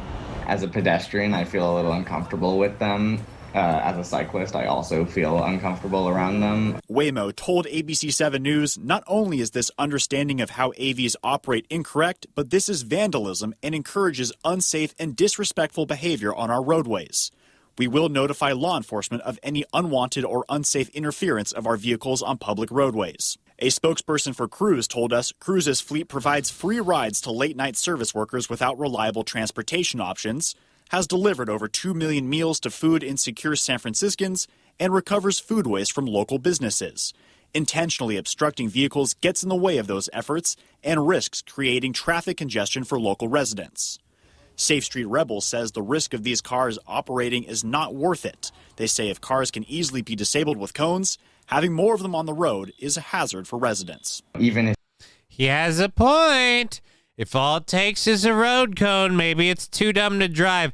I mean, after all, you say what you want about women, but I mean, you put a road cone on her car and she'll figure a way out around it. It'll take her a few minutes, granted, but she'll get it. She'll get it. Just give her a minute. Just give her a minute. All right?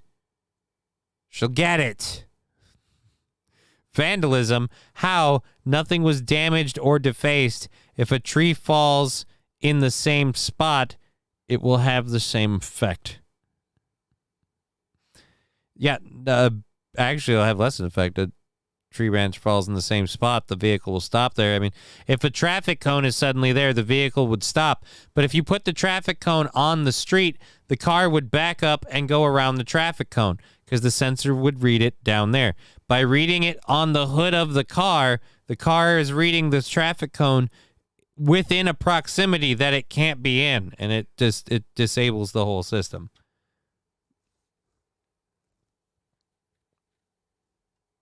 If you have the perfect driver, which is what these are kind of pitched as, like there's still something fundamentally unsafe at moving at speed with a 2-ton metal box through the city.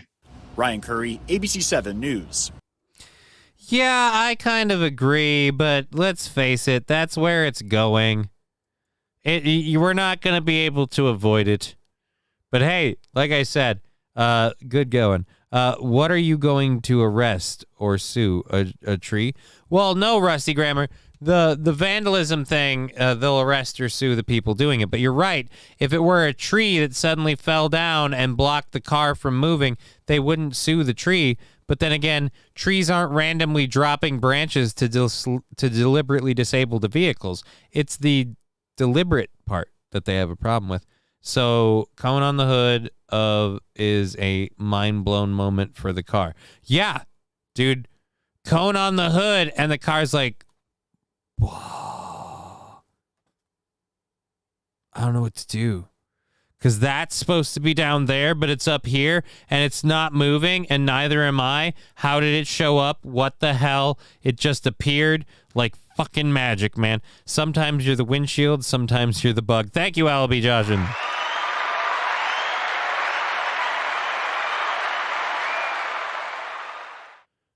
In a single day, the national debt of America surpasses the national debt of Russia. Okay. Clowns to the left of me, jokers to the right. Here I am, stuck with a cone on my hood. Thank you, Alibi Josh. No, that wasn't what you're doing, but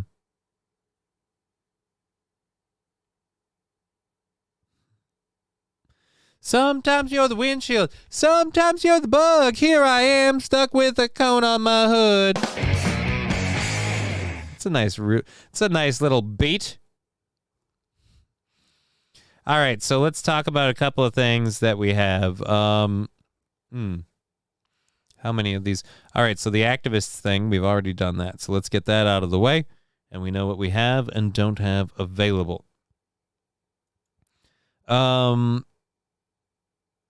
Yeah, we'll go to that. Do we though? But do we care?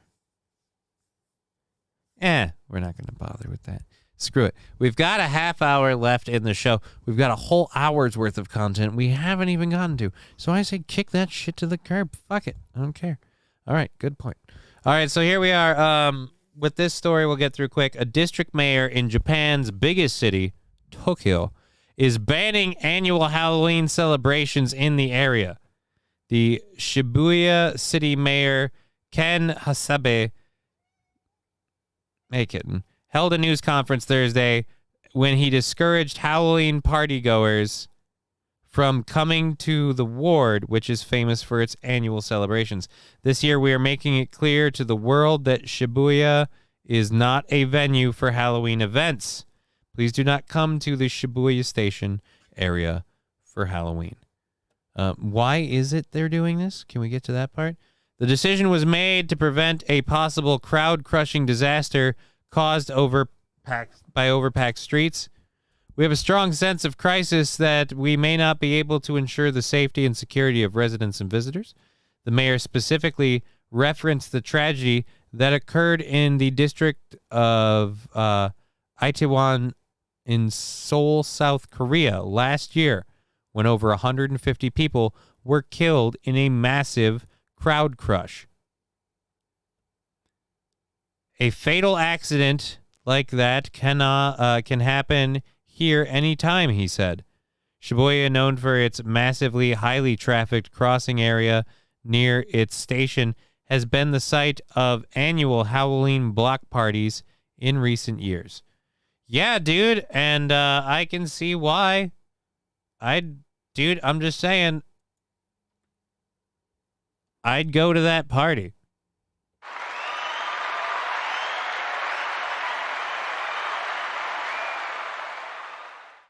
I'd go to that party.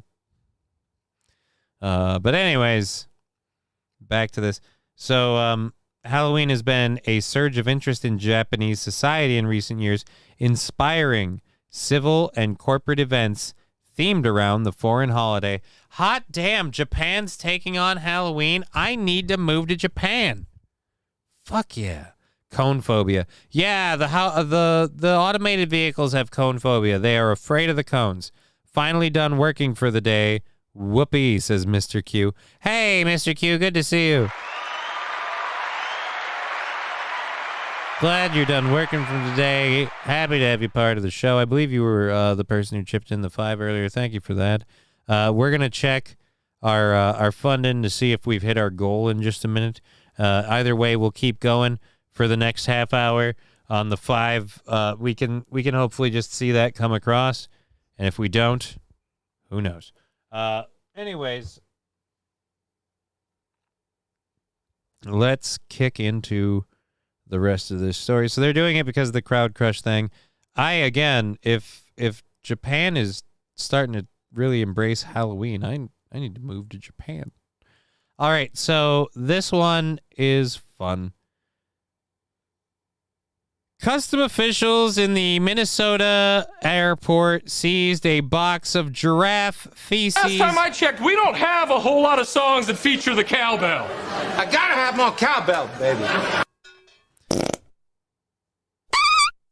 Thank you for the squeaky finish, Wilmer. And thank you, Johnny Chimpo, subscribing to the channel for 25 months. Thank you so much. Let's roll this here cowbell. Hey-o! Thank you so much for supporting the show. And thank you all for being here on Twitch, YouTube, Rumble, all the channels. We appreciate it. Good to see you. If you're enjoying the show, click the old thumbs up button. Certainly helps the algorithm and whatnot. Rumble low today. Maybe I'm doing something wrong on the Rumble. Japan will be switching to standard measures over metric next. Dude, I don't care whether they do that or not. I can make that. Actually, I hate to say this, but metric measurements are easier to do because they work very, very. It's a system that fits within it. It's very. It's just. I'm sorry, metric's better. It's a better. I'm sorry, it's a better system. It works by tens. It's better. All right. It fits. Anyhow, moving on. Customs officials at a Minneapolis St. Paul airport seized a box of giraffe feces from a traveler who arrived from Kenya and said she planned to use the droppings to make a necklace. Oh, God, it gets worse. Oh.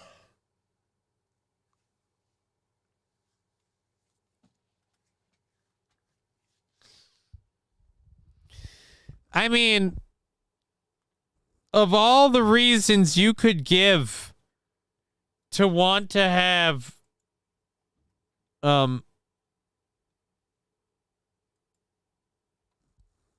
this as a necklace. You wanted these to... It's poop. It's literally poop. Why? It doesn't even... It's not even like it doesn't look like poop. Like, oh, I didn't know it was poop. No, it quite literally looks like poop. Why do you want poop for a necklace? Why? I need to know. Inquiring minds need to know. My stomach's about to turn. I've got to know. Oh my God. So Border Protection said that it's an Iowa resident. Now it makes sense.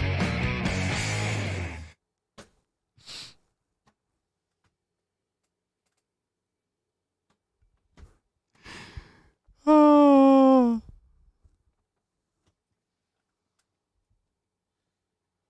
Okay, I take it back. I could see some really dumb white lady being like, I'm going to make a necklace out of this giraffe poop.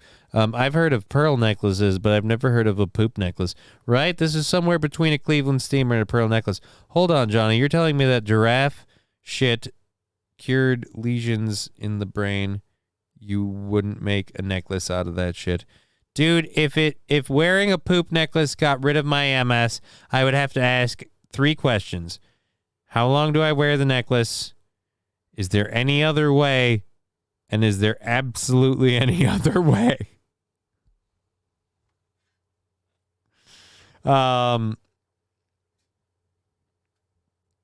Okay, so again, back from Kenya, U.S. Border and Custom Protection said the Iowa resident was selected for inspection by the agriculture specialist upon arriving at Minneapolis-St. Paul International Airport from a trip to Kenya. The passenger declared giraffe feces and stated she had obtained the droppings in Kenya and planned to make a necklace. The passenger also stated in the past she had used moose feces at her home in Iowa. Yeah, but that was, made in-house or in moose, so to speak, Iowa moose. The CB specialist seized the box and the contents were destroyed via steam sterilization. I love this quote that we had to give a lady from Iowa. There is a real danger with bringing fecal matter into the U.S. Tell that to our president, said LaFonda Sutton Burke, CBP's Director of Field Operations for Chicago Field Office. If this person had entered the U.S. and had not declared these items, there is a high possibility a person could have contracted a disease from this jewelry and developed serious health issues. CBP said any feces brought to the United States by an overseas traveler require a veterinary services permit. That's right. You need a degree to bring this shit aboard.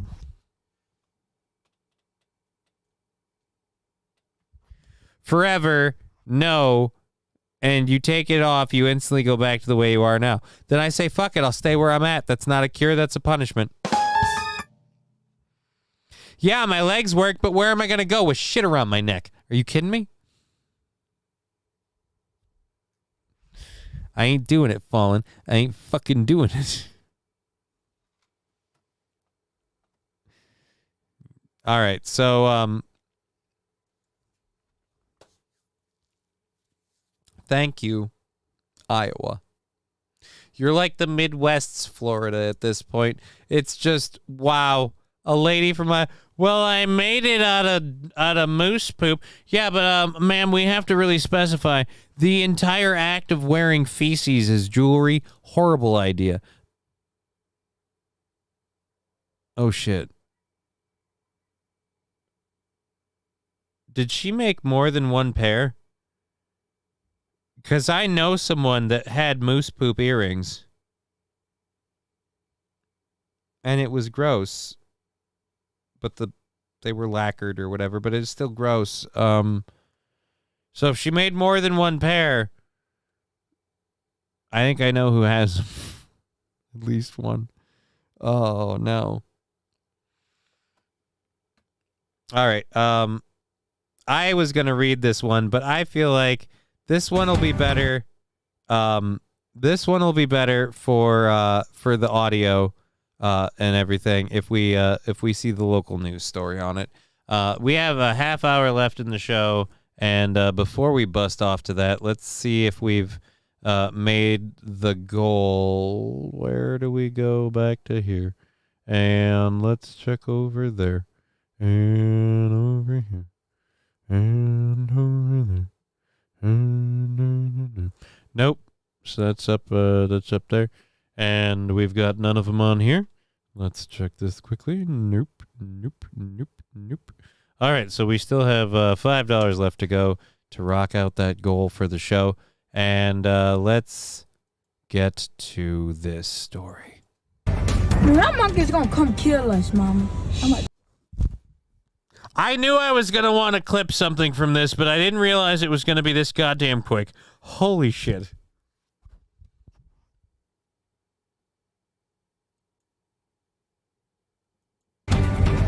That monkey's gonna come kill us, Mama. Mommy, go! You're steady taking pictures.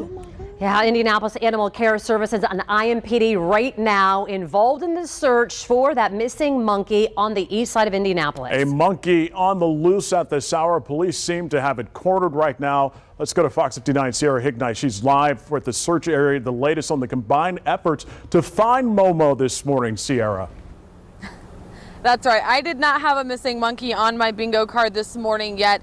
Here we are. We are on Ironway Drive here on the east side, and a crew actually just went back behind these set of houses. Momo the monkey was spotted here running in the street just a couple minutes ago, but some dogs in the area actually scared Momo. Mo monkey, mo problems, right? Ha ha ha. Slav Spiff saying good morning. Well, good morning. It's evening here, but good morning to you in whatever time zone you're in.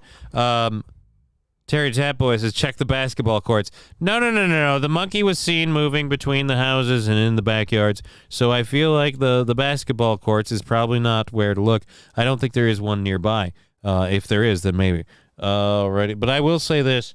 They better wrangle that monkey in quickly, because otherwise horrible rumors can start. Like, this is a neighborhood plagued by monkeys.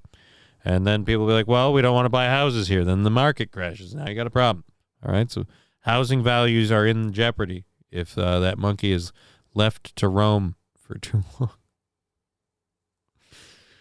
Oh, this is so bad. Oh, I missed Albie Joshin's comment earlier going, Obsession by Le Giraffe. Ah, the smell of it. Thank you, Albie Joshin.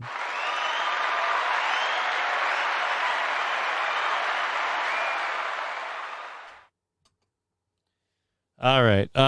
So let's go ahead and off into the trees of this wooded area behind these homes. Crews just went back there, but there are police cars scattered all over the neighborhood with their eyes peeled for Momo this morning. There was about 6 officers that went back there. Every once in a while you can see them popping right through this chain link fence here, but they say that the monkey ran up into the trees because some dogs had scared it away. There were about 5 officers that walked back there. One of them had a large net that they're hoping to catch Momo in. They did warn me. They said, be careful. If you see Momo does bite, is what they told me. And this is actually, there's some new homes being built on the other side of this neighborhood, and I overheard one of the construction managers warning his crew that if you see this monkey, don't approach it, and to be careful. So people. And there's so many clips. Let me just play my internal monologue that I keep hearing. I literally just, this is the way it's going. As this story keeps going, I keep hearing, We got one! We got one!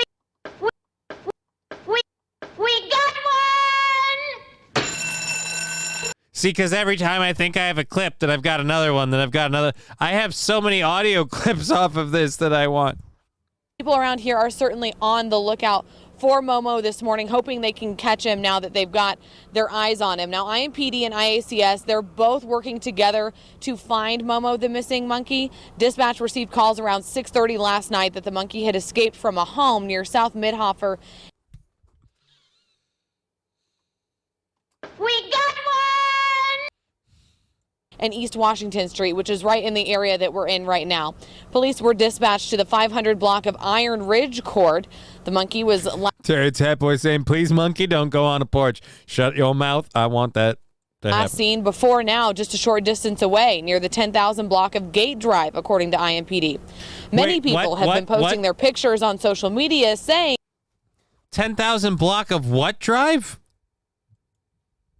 Drive, according to IMPD. Many people have dispatched to the 500 block of Iron Ridge Court. The monkey was last seen before now, just a short distance away near the 10,000 block of Gate Drive, according to IMPD.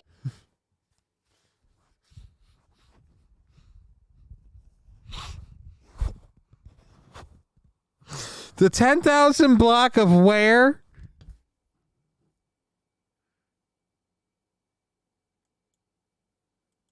The monkey was last seen before now, just a short distance away near the 10,000 block of Gate Drive.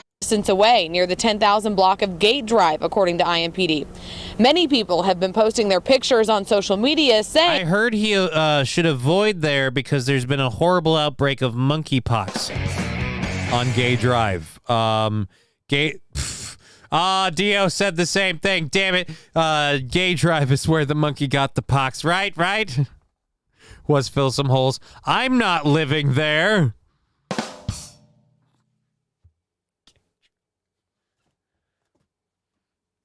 Look, you gotta go straight down Gay Drive. Oh, you insensitive ass.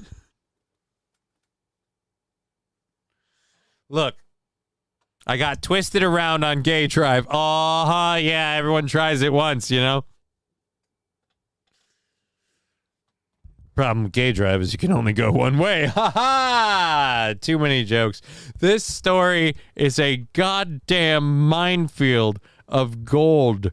Liquid gold. And I don't know who Crystal Davis is, if it's the lady reading the story or the person who provided the video. I don't know. But either way, thank you very much. This is fucking awesome. that they found Momo. Well, it took 4 calls to 911 because I don't know if they even took me serious that there was a monkey in my garage. We got one! Until I continued to call and say people have been attacked. And then finally, IMPD arrived, and then Animal Control arrived shortly after IMPD. IMPD also posted online about the monkey, saying that they are assisting IACS. Again, Momo has been now spotted here this morning. Crews are out, hopefully trying to get them to come down so they can safely return the monkey to their home. But if you do live in this area, it is important to remember that while it does seem light and funny, you should not approach Momo should you happen to spot him, because there have been some injuries reported, and we want to make sure we keep everybody safe. But we're going to continue to stay out here, monitor this, and hopefully bring you an update that Momo has been caught and returned safely to their owners. Reporting live, I'm Sierra Ignite, Fox 59 News. All right, so never mind. Sierra was her name. Sierra Ignite? More like Sierra Ignant.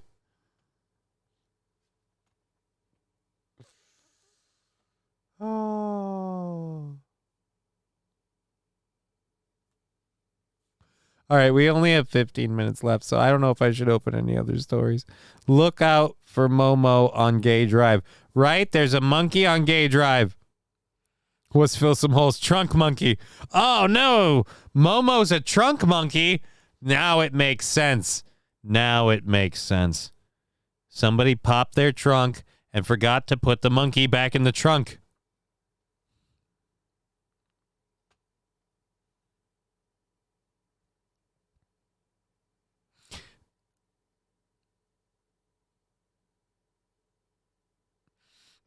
I just found, okay, so you know how you get the algorithm that searches stuff for you? And I do a lot of those body cam and law and justice videos.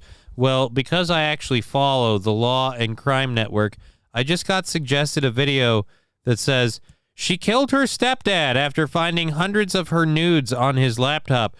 Why is that lady on trial? That's called justifiable homicide. Your stepdad's got hundreds of your nudes on his laptop? Oh, yeah, he's got to go. I mean, even if you're OnlyFans, it's still gross. Fall in the grate with a YouTube link.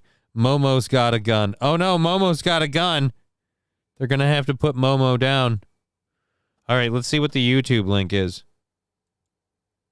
Oh, it's me, apparently. Let's go to this. There we go. And let's watch it. What do you think? Do you think this way works? This way works. Oh, nope. That's the wrong button. We're not doing this. Oh, 200 bits from a sticker party. Well, we better not kick that off at the end of the show. Or we might. I don't know. There we go. Let's see what's so funny about this. Boop. One, because I don't know if they even took me serious that there was a monkey in my garage. One, because I don't know if they even took me serious that there was a monkey in my garage. One, because I don't know if they even took me serious that there... Thank you very, very much, Fallen. That's awesome. The monkey was heard saying a pox upon your houses. Oh, no, he gave them a monkey pox. Oh, he came in here saying a pox on this Banana Republic and all of you who support it. That poor monkey. So, yes, if you live in Indiana, beware the monkey.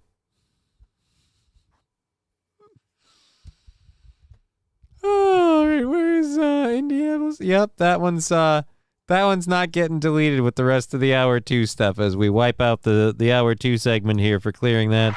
That one's staying because we're going to have to grab a few things from that in a bit. Here we go here with, we've got those. Let's clear that out. Boom, boom. All right, so do we want to do pumpkin spice? Oh, we could do the pumpkin spice one tomorrow.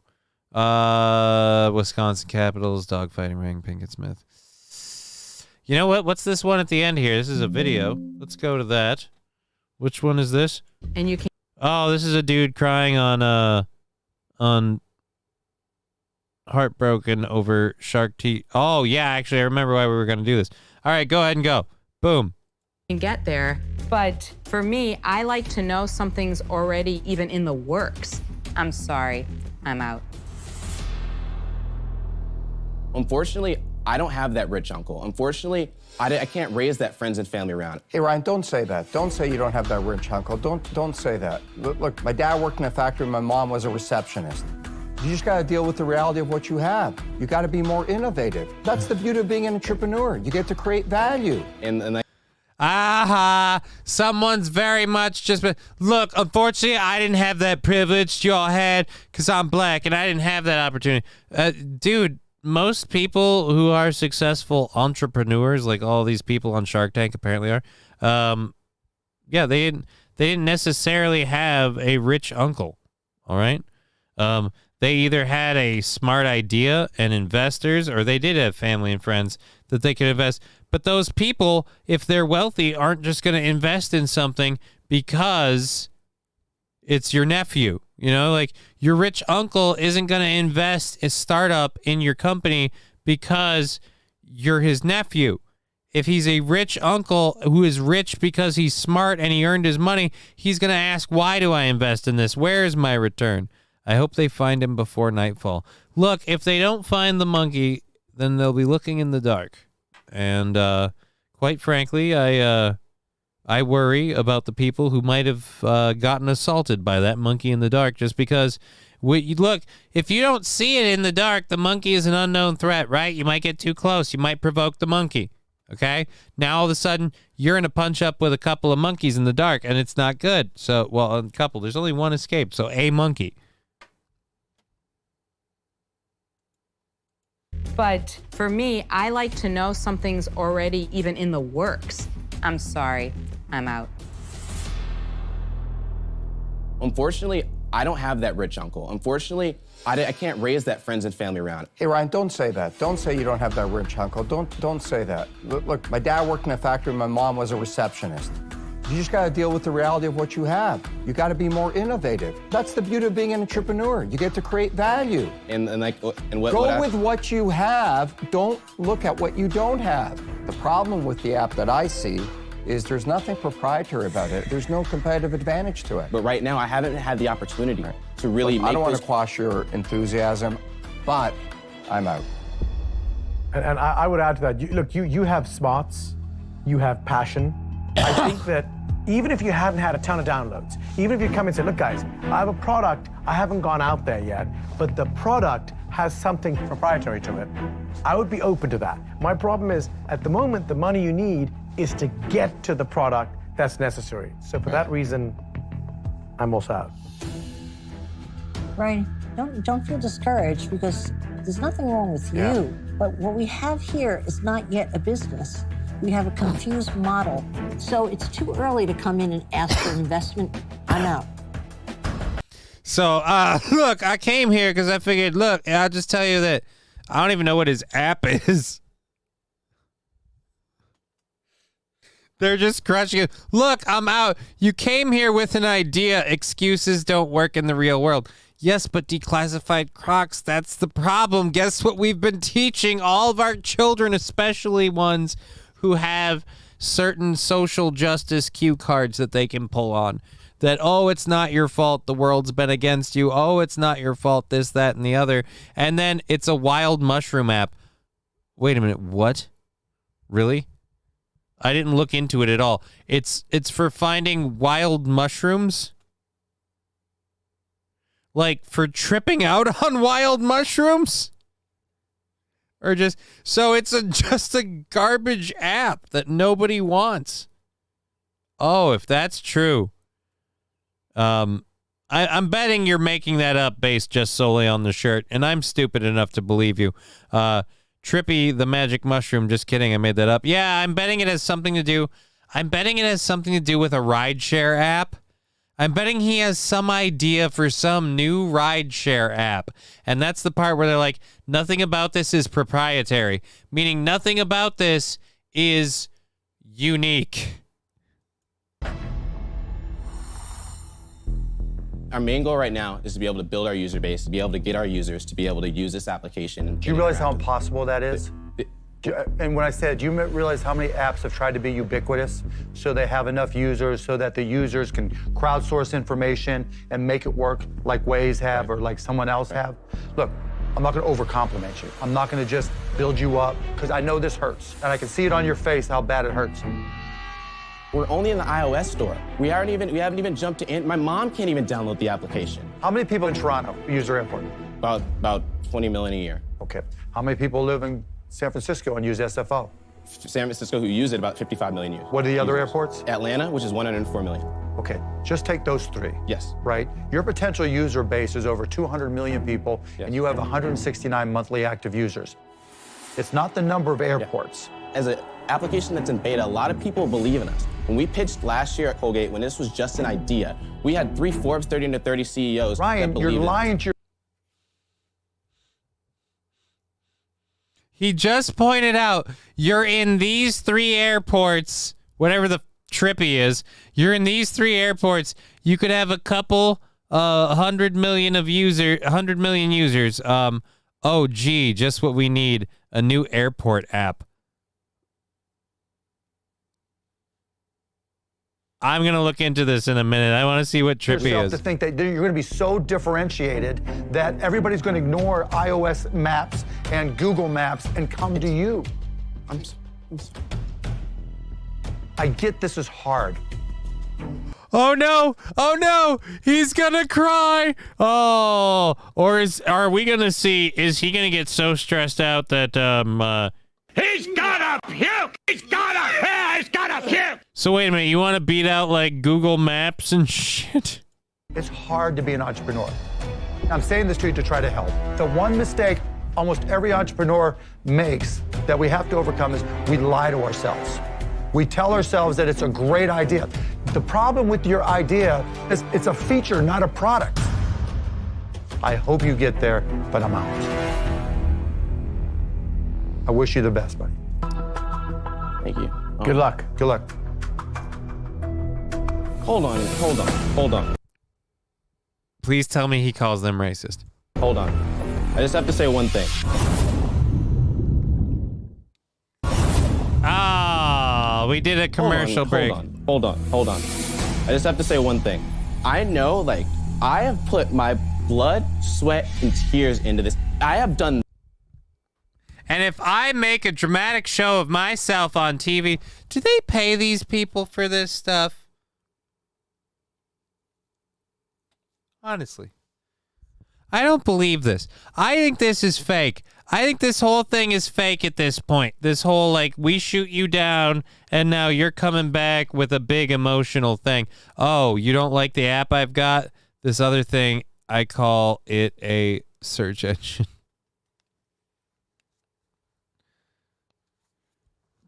Personally, again, his app sounds like it's stupid, but this whole, I want to say something bit is again, if this isn't an act, if this isn't a bit, this stand-up petulant child kind of retort attitude is exactly how we got here. And I don't know why we keep pausing it on this guy's face, but we end up landing on him a lot. It's weird. So does the camera. I guess the camera just really loves dark and handsome here. I can't say I don't agree myself. He's kind of cute.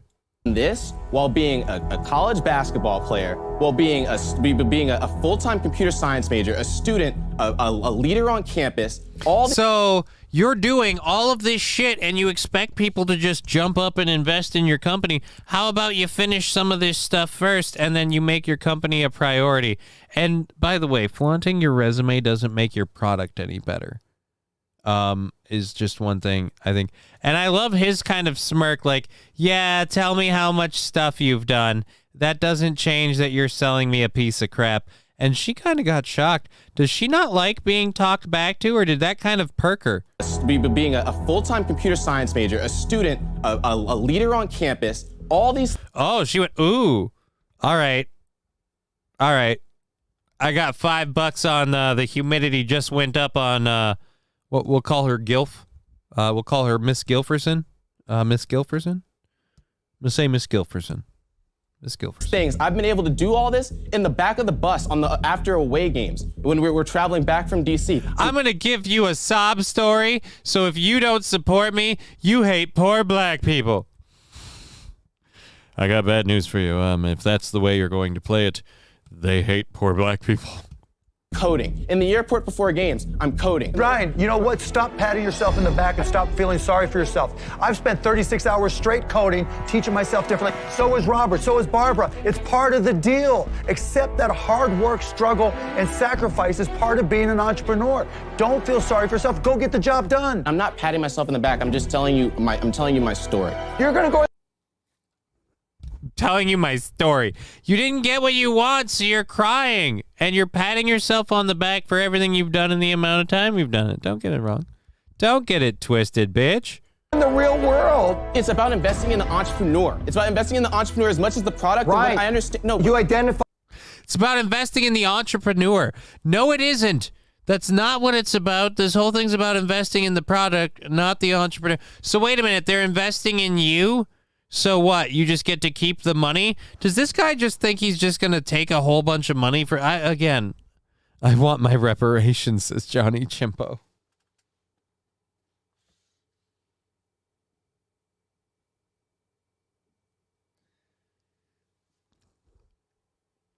I have to believe this is faked or pumped up for dramatic effect for the TV show. Just give me what I want or I'll do my cry face again, says Thorne. Yeah, I have to believe this is like pumped up for the sake of the TV show, because do you really think yelling at the people who told you they wouldn't invest in your startup, do you think you can shame them into doing it? Do you think you could say or shame them into apologizing for hurting your feelings? Because I got bad news for you, bucko. That ain't going to happen at all. He should have just asked for Oh, Mr. Q. For all that he's been through. Oh, he should have. But hey, that would have been uncool. But like I said, freaking out like a petulant child when you don't get what you want in this room full of these people, that is definitely going to work. Doing that in front of Mark Cuban and the rest of them is definitely going to get you what you want, which is why I think this has got to be, it's got to be fake.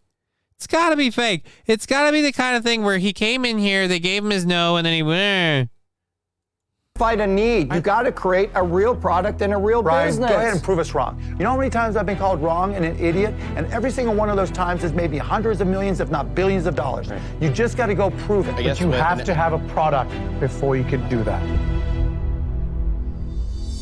And Cryface is back. Oh, and Cryface is back. I don't even... Dude, what happened to the fire and the gusto? It's got to be fake. It's got to be fake. Can I get that for my text notification? There's a monkey in my garage. I mean, are you asking me to do that for you? I don't know how I would do that. Do you want me to send you the link, Chevrolet JB? Because I can do that for you. I can send you the link to the monkey's got the video. But just give me what I want, or I'll do my cry face again, was Thorne's call, and he nailed it. Because, again, that's pretty much what's happening here. Sir, you don't get how this works. And by the way, this is every young person his age and younger. This is not a group thing, a cultural thing, whatever you might want to read it as. This is just young people and how they view the world. And the problem I have with that is it's the same as my 6-year-old, which makes me wonder what the world has done to this guy that's allowed him to kind of behave like my 6-year-old daughter, who kind of gets cryy and pouty when she doesn't get what she wants. Again, she's learning to deal with her issue. How have you not, sir? Good luck, Ryan. We wish you the best. Is that the end of it? Well, don't stumble on your way out. Would hate to see you trip. Oh, gosh. Painful. Whew. You won a participation trophy. I don't want to say that this is a millennial stereotype, but it sure feels like a millennial stereotype. He thought he had a winner. He came with a winner. He got some tough love, and then he broke down. The millennial stereotype part. Again, I have to believe it's fake. I have to believe it's fake. I'll try. Okay. I don't know what we're talking about now. No product, no money. Well, his product is he's going to make this app, or he has an app that's going to improve if he gets support or whatever. The overall thing of it being, like I said, if they didn't support you, live recording Isaac Butterfield, who, he's an Australian stand-up comedian with a really amazing beard. That's live now with Chrissy Mayer. Isn't that awesome? So at any rate, oh my God, we're over on time. Holy shit. Well, we'll be back tomorrow at 2 p.m. He didn't know his father. Well, that's why his app was, that's the app he should have made. Yeah, I'm here to sell an app that helps children find. It's like 23andMe, but it helps kids find their dads. You know, because a lot of them are locked up, so they're in the system. And oh, that would be awesome. Anyways, we're going to head out. We went a little bit over because we were having fun. I don't know if we made that $5. Doesn't look like we did. I'm not going to stress it or nothing. I'm not going to put it into tomorrow, but that, we'll admit that does kind of kick in the dick. But anyways, sure, I show and you're done. Dropkick Murphy's oil soap. We go from 2 p.m. to 5:30 p.m. Central Standard Time every Monday through Friday. So feel free to tune back in tomorrow.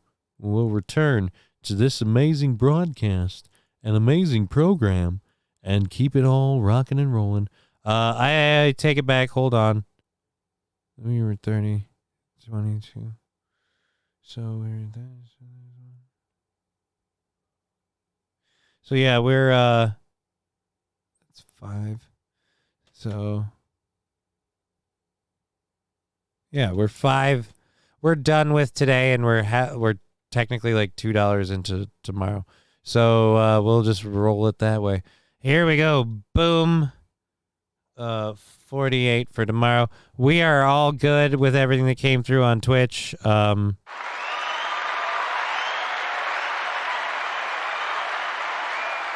So, like I said, it always takes time. Mr. Q, YouTube sucks. Well, we're not,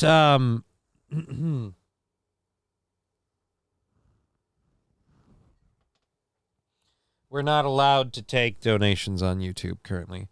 Oh my God, they just nuked your stream, says Osman. Who did? Thank you, Johnny, for another really big show. Or shoe, he says. Where's Stream Manager? No, I'm right there. This seems accurate. Yep. Who nuked my show? What are you talking about? They nuked my show. Where did they nuke it? Where's, let's go to live. Who is they nuking the show?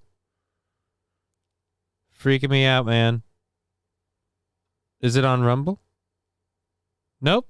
We're good on all 3. Oh my God, they just nuked your stream on YouTube. No, they did not. I'm looking at my stream on YouTube, and let's unpause it.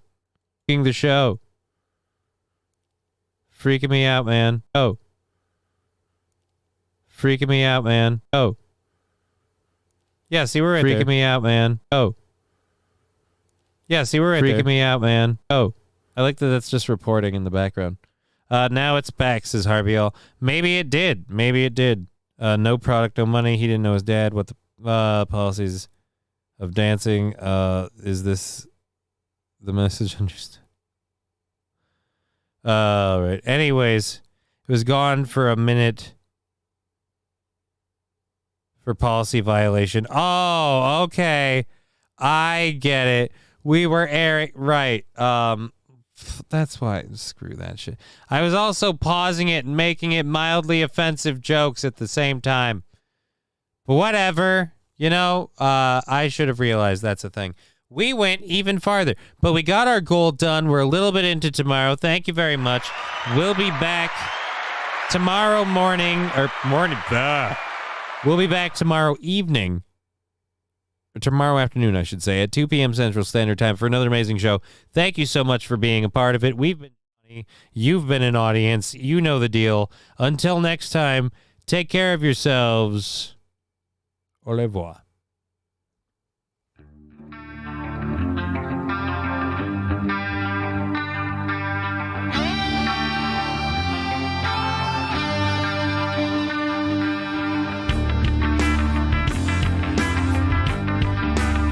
Game over.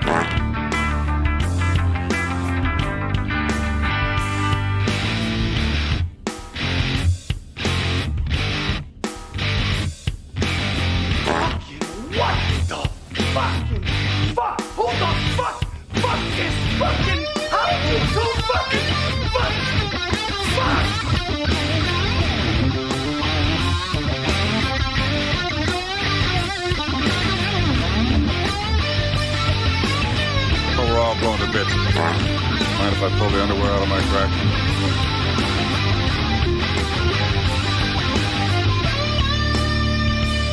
Johnny?